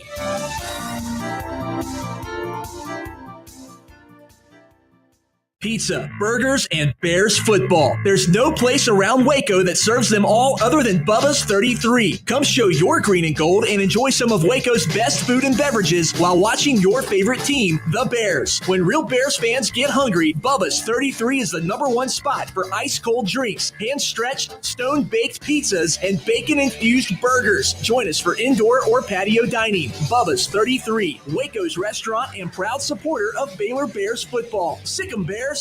It's the Make This the Summer event at Allen Samuels in Waco. Get a new 2024 Dodge Daytona Scat Pack or Jeep Wagoneer S Launch Edition. 0% for 72 months or $20,000 off MSRP. Hurry in. Get these electrifying deals only. Allen Samuels. Come by. Let's be friends. 1, 2. I'm in love with a man named Rudy. I'm okay with that. He knows exactly what I want. He keeps me coming back. Cooks breakfast, lunch, and dinner for me. Does the dishes too. I'm in love with a man named Rudy, last name Barbecue. It sure is easy to fall in love with Rudy's tasty oak smoked barbecue. Next in line. This is 365 Sports. The 5 o'clock hour is sponsored by Edward Jones Investments with financial advisor Ben Erlinson, who'll navigate you through today's financial climate. Edward Jones, making sense of investing. Now here's David Smoak, Paul Catalina, and Craig Smoak. Smokey will be back on Monday. And even though we had to punt it to another day, now we do the Ole Miss schedule. Craig Smoak. Yeah, I know everybody's been waiting with bated breath for this schedule discussion. No, in all seriousness, getting towards the end of this scheduling carousel that we've been on this ride now for, like 3 months? Yeah. We've been rolling through these, so here we are, and we're getting the second half of the SEC, which is the last conference that we've planned on doing, at least for right now. And here you see Ole Miss's graphic, which I think next year I'm going to probably pay more attention to the graphics. We've gotten a glimpse of this. Is a pretty salty one here. You obviously got the Land Sharks thing going for you, but this is a nice looking graphic. So Ole Miss in 2024, pretty good season, 10-3 overall, 5-3 in the SEC, top 15 team when all was said and done. And now here comes Lane Kiffin back for season number 6. And with some changes along the way, we're not going to really focus on that right now. We're just focusing on the schedule. So let's get into the schedule for Ole Miss in 2025. And it all started on Saturday, August the 30th with Georgia State on the SEC network. That is how things will open up for the Rebs. And almost all of their games are on Saturday, with the exception being the very end of the season for the Egg Bowl. That will be Black Friday, of course. But other than that, every other game leading into the Black Friday Egg Bowl is a Saturday game. So following Georgia State, these SEC, I'm just so used to seeing non-conference and then conference. And that's it. But now I feel like everybody's kind of all over the map. Even with K-State and Iowa State now starting off with a big league game, they've wandered into it. But you go Georgia's wild, huh? Theirs is wild when it comes to that. Yeah, Georgia State in week 1, and then week 2, bam, on the road at Kentucky. SEC play starts up. 2:30 kick already announced on ABC for Ole Miss at Kentucky. So a team they beat soundly last year, and it didn't at all cost them their spot in the playoff, in spite of what they'll tell you. Yeah. So Mark Stoops already on a little bit of a warm seat. We'll have a game right there in week 2. Better be ready for it, buddy. But Lane Kiffin and company at Kentucky. And then in week 3, another SEC game, as they will play Arkansas at home on Saturday, September the 13th. So it's just kind of bizarre that they have 2 conference games right at the beginning there. Then Saturday, September the 20th, they're staying at home, and staying at home for a good little while, because then they will play host to Tulane as their second non-conference opponent in 4 weeks. And then September the 27th, they have their 3rd straight home game, and it will be 4 straight, but a bye week sandwiched after this one. But before that bye week, LSU at home for Ole Miss. Then they will get into the month of October, said bye week that I just mentioned, and so we'll leave it there for now. But Georgia State at home, at Kentucky, Arkansas at home, Tulane at home, LSU at home. That is the first 5 weeks for the Rebs. They have to play two SEC coaches who are trying not to get fired in back-to-back weeks, which is kind of scary. And one of those quarterbacks is Taylor Green, who I think is super fun to watch, and we'll see if he's taken another step forward this year. Then they got to play Tulane, who, I don't know if Tulane can beat them necessarily, but I don't expect Tulane to get housed by them. I think Tulane could play well, and Jake Retzlaff could be in a rhythm, and that's kind of a scare. John Sumrall would scare me if I'm playing John Sumrall at any time. His defenses are intense. They're a very physical team. I wouldn't want to play them. And then they got LSU, who's probably one of the better teams in the conference. So it is not even though the first 3-4 games might look on the surface oh, they should be fine. There are potential landmines in that first 4 games before they even get to playing LSU. There certainly is. And this is just a really weird schedule. The way it starts off with a non-con, 2 SEC games, another non-con, another SEC game. And then they return from that bye week after LSU. And boy, oh boy, those 2 weeks, there are going to be a lot of people making their way from the boot over to Oxford, Mississippi. A lot of travel going down there anyways that time of year, but especially with Tulane and LSU back-to-back. So once they get back from that first bye week, Game 6, Saturday, October the 11th, we're back to the non-con, as they will play host to Washington State. And that'll be the 4th consecutive home game for Ole Miss at this point, and they're 5th in their first 6 games. So they don't leave town much, and they only have 3 more road games. So yeah, 4 trips overall for them. But Washington State, I don't have any earthly idea of what to expect. New coaching staff and all that. Yeah, I have no clue. I know that's one, I know Texas Tech knows, for example, of Washington State in years past can jump up and bite you, but don't know what to expect from them. But it's a name, certainly. Then on October the 18th, you're hitting the road for a couple weeks in a row, and business picks up as you will be in Athens between the hedges to take on Kirby Smart and the Georgia Bulldogs, followed by a trip to the West as you will head to the Sooner State for a meeting with Brent Venables and Oklahoma on October the 25th. The following week, come back home, and you get South Carolina, Lenora Sellers, Shane Beamer and crew. They're in Oxford. And then on November the 8th, back to non-con. So, it's just a weird deal as they will play host to the Citadel at noon on SEC Network, as that has already been announced.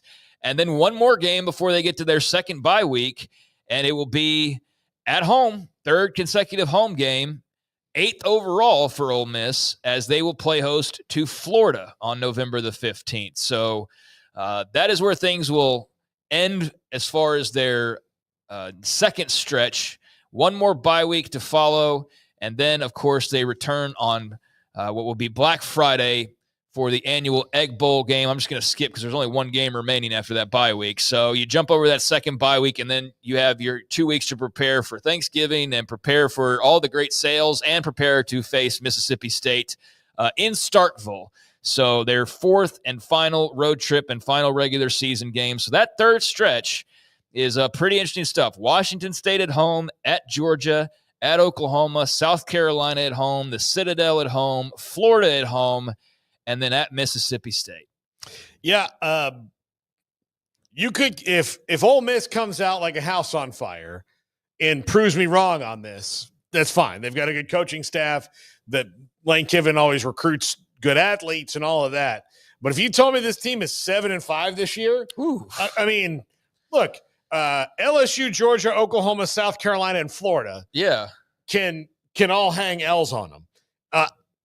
And then look, they took Aranda last year to Kentucky, and I think Austin Simmons is going to be good. A lot of people think he's going to be great. There's a lot of hype building up for that young man. There is, but they lost Jackson Dart, they lost Trey Harris, they lost a lot of guys off that team. They've got to rebuild it back, and this schedule is not like as straightforward as you'd want it to be, especially when you get into October and you got to play Georgia, Oklahoma, South Carolina 3 weeks in a row. Yeah, that's the interesting stretch for sure. Yeah, there's no denying that. I mean, that's a on the road in Athens and Norman, back-to-back weeks. That's tough. The only time they go back-to-back on the road all year long is Georgia, Oklahoma, and then, South Carolina at home. They'll be tough. So that middle October to late November stretch, those three games in particular, sandwiched by Wazoo and the Citadel. That's definitely the one where your eyes go immediately when you go, where could things stumble? Right there. Although you do have some winnable games there at the front, but enough talent to if Taylon Green has an incredible game or something, then, maybe they do stumble earlier than that. But there is Ole Miss in 2025. Really weird how they go back and forth between the non-com seemingly all year long. But that's the way the schedule is set up. So there you go. I'm thinking, what is their over-under? Let me see real quick. What do you think it is just off the top of your head? I'm going to say 8.5 or something. 8.5. 8.5. Yeah. No, it's easy to guess, actually. I mean, they were gonna have a high number. So 8.5 is in fact the number for Ole Miss. And I mean, of course, the numbers are always compelling for a reason. That's why you bet them. It's why the over/under is always right where you think it's going to be. So 8.5. There's enough reason to go they could only win 8 games. I'm going to take the under. You are. I'll take the under. I'll take 8-4 or worse. Okay. Yeah, the other thing is the football gods, I think, are coming for them. And here's why I think that. They did so much bitching and moaning about the playoff last year. And then when you go but what about the Kentucky game? They're they're a 5-7 or 4-8 team in our league. That's 12-0 in every other league. And right. Yeah. No, it's 4-8 in every other league. That's when I wander into the whole discussion, and it's not an anti. That's when I finally go, okay, this is really. So you're trying to spin this. You can't all use that same, no matter what our record it is, doesn't matter because we play in the SEC. You can't use that card for everything.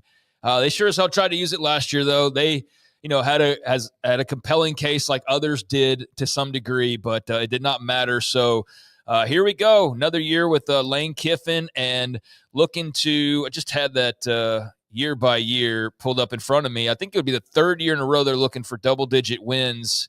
And looking for double-digit wins in 4 out of the last 5 years, 10-3 last year, 11-2 the year prior. They won the Gator Bowl last year, won the Peach Bowl the year before, 8-5 in 22, 10-3 in 21. And then his first year, they went 5-5. That was COVID, obviously. So I don't know how much stock people put in 2020 when it comes to any big picture stuff. But yeah, he won the Outback Bowl that year at 5-5. So looking to try to make another 10 win, but they are sitting there at 8.5 over under in Vegas right now. And you can see why that's the number, because LSU, Oklahoma on the road, Georgia on the road, South Carolina at home, Florida at home, and then who knows who might else pop up and be interested in that as well. So there you go. A little bit of a tough slate for Lane Kiffin and company. And I'm looking forward to seeing a lot more of Austin Simmons and seeing what all the hype's about. And man, there's a lot of excitement around that young man. So looking forward to it. And look, Austin Simmons could be fantastic this year, and the team could still be 8-4. Sure. Because the schedule is a bear, man. It's tough. So anyways, it is time for the top 5. Who's next, actually? OPQ. South Carolina. Okay. Carolina. I was like, OPQR. Yeah, South Carolina. So we're getting close. We got South Carolina, Tennessee, Vandy, and is that it? The Texas schools. Texas A&M. Yeah. Yeah. So we got a handful. We'll get through that next week, I guess, right? Yeah. So that'll be good. Nice timing. Yeah, absolutely. All right. When we come back, the top 5 wrestlers who turned into actors. This is 365 Sports.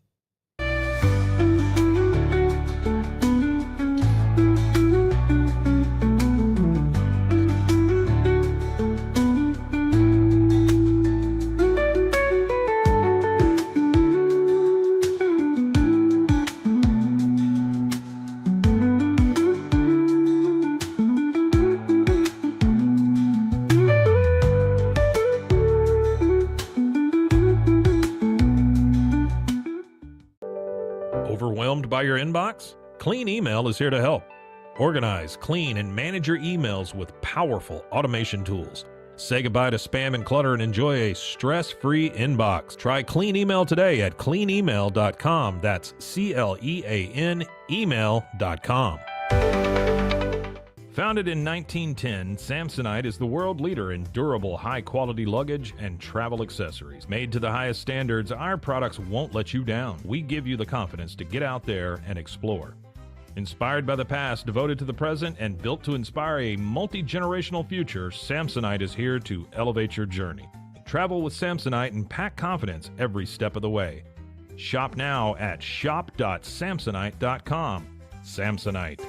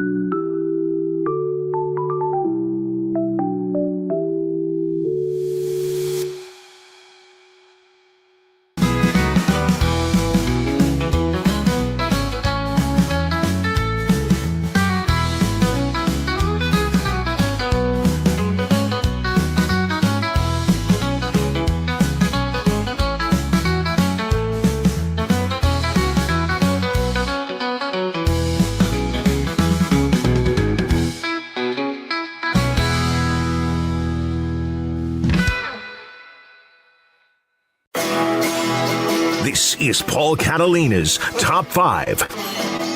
Howdy, howdy, howdy. It's Friday, so I can be a little bit more jovial when I intro the Top 5. Brought to you by Flag and Anthem. Use our promo code 365sports at flagandanthem.com. They've got some great stuff there, shirts, golf gear. You would not believe it. It's all very comfortable. If my wife would let me wear a t-shirt on the air, I'd be wearing the black or blue t-shirt that they sent me. It's the most comfortable thing I've ever worn. It's ridiculous. Flagandanthem.com. Our promo code is 365sports. Today's top 5 wrestlers turned actors.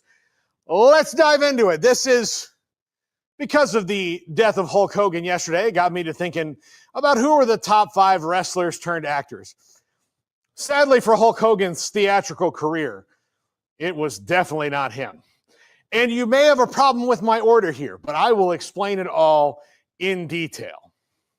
Sometimes you only did one thing, but it was so powerful, it overtook somebody who did a lot of things. For example, our number 5 is probably who you thought was going to be my number 1, Dwayne "The Rock" Johnson.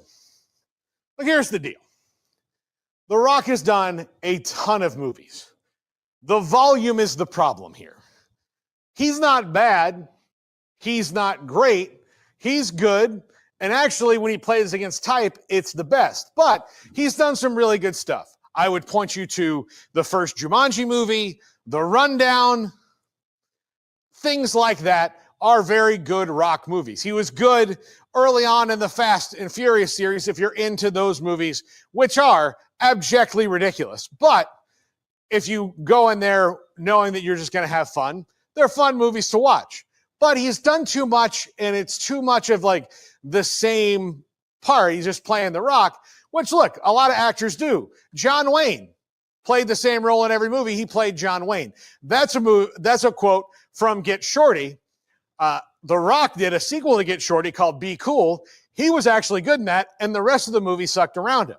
So you can't really, it's just weird. But he's number 5.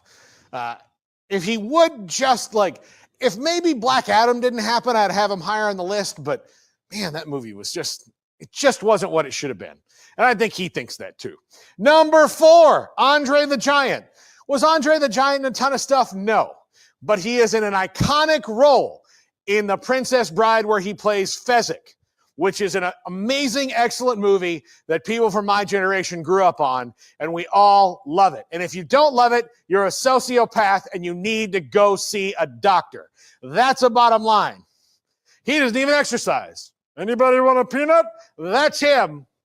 Fezzik, The Princess Bride was great. That's why he gets to the number 4 spot. Probably should have had the number 5 spot, but his role in that movie was so iconic, you cannot deny it. So that's why he's number 4.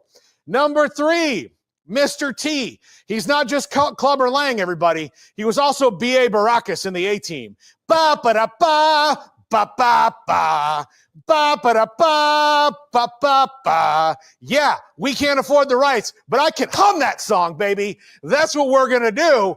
I love the A-Team. I love Mr. T. He was also involved in G.I. Joe. You cannot beat that. And I pay the fool who doesn't like Mr. T. That's right. Love Mr. T. Number 2, John Cena. His stuff gets better and better and better over time. Peacemaker is hilarious. His cameo on The Bear last year was next level good. He's funny. He can do action. He's one of the better comedic actors we actually have going now. If John Cena has a movie, I recommend you watch it. Even the ones that don't hit are pretty funny. He is a very, very good comedic actor and should be respected as such, because I'm going to break this to you, everybody. Comedy is way harder to do than drama. Everybody says Daniel Day-Lewis is the greatest actor that ever lived. Poppycock, he's great, but he's no Steve Martin. I'll tell you that right now.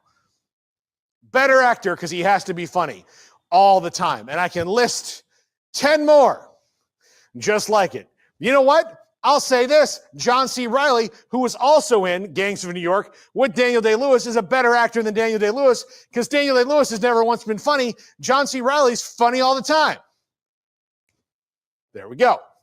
And finally, number 1, Dave Bautista. He has played everything from ridiculous comedy, cop show with the little kid roles, to superheroes, to Dune. He was a Bond villain. He can straight up and down act. This is the best wrestler turned actor ever. Ever. There is he is first place. He is, again, just on the scale of, can you do drama and comedy? Can you do all this stuff? It's absolutely him. Dave Bautista, the best. The best. And if you haven't seen the Dune movies, you should, unless you're not into sci-fi, and then you'll just get confused. But they're fantastic movies by Denis Villeneuve, the director. Denis. It looks like Dennis, but it's Denis Villeneuve. I'll learn French one day. Anyway, we've got polls coming up. Ba ba da ba ba ba ba. I need a microphone. There we go. As you can tell, I'm a very enthusiastic A-Team fan because of B.A. Baracus, mostly. Hey, Mr. whatever. Yeah, I would put an asterisk next to Mr. T. Yeah, as he's not he was never a full timer, but he was a part of the WrestleMania 1 main event and the build to that, and he was a guy who was around. So I think he would just have a tiny little mark compared to the other four. Here's the other one I thought about putting in. I was wondering how you're going to do a top five because I could name. I didn't think about Andre being in The Princess Bride, even though he was great in that. But yeah, the other three are obvious. I didn't know who else you were going to say though. So the other one, and I debated this because I knew that you would say that about Mr. T, is Jesse Ventura. Yeah, who was in Predator among a couple other things, and was happy as hell yesterday. I'll tell you that. He and Hulk Hogan were not friends. Yeah, they had Hulk Hogan had a lot of things over the years that built up, and that's why you saw some of the animosity, like some of them more recent than others. And like that's why yesterday I was saying, like, it's not one thing that led people to kind of turn on him, it's like multiple things. One of the main things, one of the very original things was Jesse Ventura was trying to unionize pro wrestling back in the 1980s to give them all better benefits, more money and everything. And the guy who apparently went and snitched on the locker room and snitched on Ventura and told Vince McMahon was Hulk Hogan. Yeah. So that's why Jesse Ventura, one of the many reasons why he did not like Hulk Hogan. And Jesse himself's getting up there. He's an old Saturday Night's Main Event about, several months ago. It was great. It was sharp. It made his big return. And then the next time he saw him, it was like old man with no censor, like just talking about whatever, panning everything that he didn't like. And they had him back again recently, and he was in a much more limited role. They had Jesse like appearing, but not nearly as much of a feature. But yeah, he would have been another pick, and definitely Cena, Batista, and Rock are like the big three right now. And I do think Batista would be one. He's the best actor. Yeah, he can do everything. Cena's very good comedy wise. Yeah, and Rock's it's volume. It's volume, yeah. It's volume. You do enough things. Like The Rundown is one of it's my favorite movie that he did. But he and Sean William Scott were so good bouncing off each other in that movie. But that's also before The Rock got so overexposed. Yeah, for sure. So like he's a different person in my mind then. You didn't think that guy was going to be doing Black Adam movies, later on in life necessarily, or all these other major franchises that he's been a part of. But yeah, Rock, definitely some overexposure. Batista, without a doubt, the best actor. Cena's funny as hell, though. Cena can be really, really funny. Yeah, he's great. Peacemaker's fantastic. I love it. But I'll tell you this, if not for The Rock, we wouldn't have this awesome new Superman movie because he ran it so hard into The Rock that they were like, we got to just start all over. This is bad. That's true. This is bad. Yeah. So if you're a Superman fan, then I guess you have to thank him for partially being so bad that it made them relaunch an entire universe. Yeah. It's kind of like thanking the guy like who ran and like who had an oil spill for like, maybe now we need to drug test the captains of the boats. Right. But all right. Let's bring up these polls that Andrew worked so hard on. Poll numero uno. Are you planning to watch Happy Gilmore 2? Yes, I will watch it this weekend. Absolutely 39%, maybe 29%, probably not 22%. Didn't know it dropped. Yeah, I was going to ask, did that come out today? Or it did. It came out today on Netflix. Yeah, I've been seeing the press for it, and saw Derrick Henry was on Dan Patrick. I don't think he's in the movie, but he's trying to be in a Sandler movie now. Like Patrick's hooking that up for him. So I've seen all the promotion. Saw MJF for the wrestling crowd. You know what's up, but he's in there as one of Sandler's kids. Yeah, and I'm looking forward to. Yeah, I'll see this at some point. Bad Bunny's his caddy. Yeah, Bad Bunny. Yeah, he's in there. I like Bad Bunny. And he's also was very talented in the little bit of wrestling that he did. Actually, had a nice little match there with Damian Priest a year or so ago, or a couple years ago. So yeah, I'd say absolutely. I will watch it at some point. I don't know when though. Yeah, I'll watch it this weekend. The wife's out of town, so I don't have to worry about being interrupted. Yeah. And I say that without fear of reprisal because it's one of the things that we regularly argue about. She has a superpower that she can just come into the room right when the movie's getting good and ask me a question that in my mind can wait till later, but in her mind is the most important thing. It's in their DNA. Yeah, absolutely. All right, poll number 2. To save the sports universe, which conference would you erase from existence? 685 votes. Holy People had cow. big opinion on this one. Holy cow. 54% the ACC? What have they ever done to you? Existed. I guess. The Big Ten at 6%. Why would you not erase them? I don't know. They got brands in it, I guess. SEC at 19%. Man, the ACC dominated this poll. Yeah, they did. Like the basketball in the 90s. I think Holy cow. I think part of it, if I'm trying to think it logically, and everybody's probably just mostly having fun with it, but I think the problem for them is that all the other leagues have things that they want from the ACC. Mhm. Like the SEC doesn't have anything else, any interest. Without going down the road of like, well, Kansas, and like all that jazz. But like the ACC is the one, like we were talking about yesterday, that's been affected, but not to the degree that the Big 12 has, obviously. So they're the one that's got the meat on the bone that hasn't been picked yet. And the thing about that is the juiciest pieces that we know those top two would like to take a bite out of leads to more that the Big 12 would then like to take a bit out of. So they all stand to gain. Big 12 with a very healthy 21% though as well. Like I think the conference pride thing has definitely rubbed a lot of people the wrong way over the last couple of years of just like, who do these people think they are? Like kind of, like you blue blood having sons. Like I see that on Twitter sometimes. So quite a few votes for them, but no, overwhelmingly ACC. Is this 685? This is our most ever? Oh, yeah, I think so. By a long shot. I think the total for ACC would be more than most of the votes that we have in total alone. Yeah. Holy cow. Man, then like the realignment nicks out there really want the ACC to die a horrible death. Yeah. What? Yeah, they do. We got a super chat. Well, that's interesting. Yeah. Interesting results there. Yeah. Sorry, ACC. Yeah, sorry. Well, by the way, breaking in a new producer behind the scenes. Yeah, Kim, retired stockbroker Kim Coulter, for you to go ballistic. I'm not sure what this is in reference to, but thank you. We won't try to spend it all in one place. Retired stockbroker. Thank you very much, though, for your contributions as always and for being around as always. Greetings from Fabian. We've talked to him before. Greetings from Germany. Michigan will have a full stadium here. Don't worry. We have so many new college football fans. Well, that's good. Fantastic. Yeah. Fabian, man, shout out to you. Thank you for following along. Dankeschön. Yeah. Thank you for following along. And I'm glad that you're confident in Germany's ability to show up and show out for Western Michigan coming up here in the future. And so, NFL's dabbled.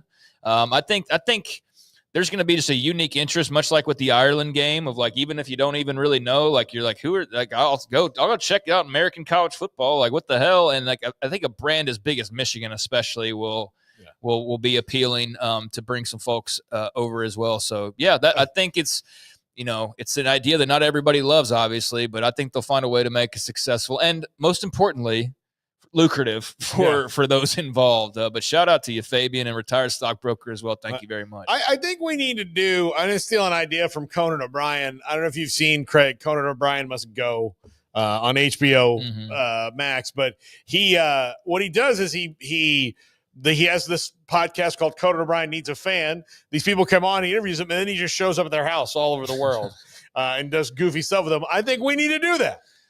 Show up on Fabian's front porch, say, hey, we're here for Western Michigan. Yeah. So I think we should do that. That would be fun. We can start small. We can start in the lower 48 states here, but show up on Sankey's doorstep, like, hey man, we're here for exactly Bama, Florida. Yeah. So we could do that. All right, that's going to do it for us. Don't forget about 365 Sports tonight. And don't forget to hit subscribe if you haven't already. I think that's some of the new ACC voting people, that large number we just had for that poll. Thanks to the poll assassin, Andrew, as well. And, if you haven't hit subscribe, and we're about to get in the heart of everything. And appreciate everybody who's watching along whenever you do, however you do. The whole spiel, but truly mean that. And so click that like and subscribe button if you would before we head into the weekend. Thank you. That's going to do it for us. Have a great one, everybody.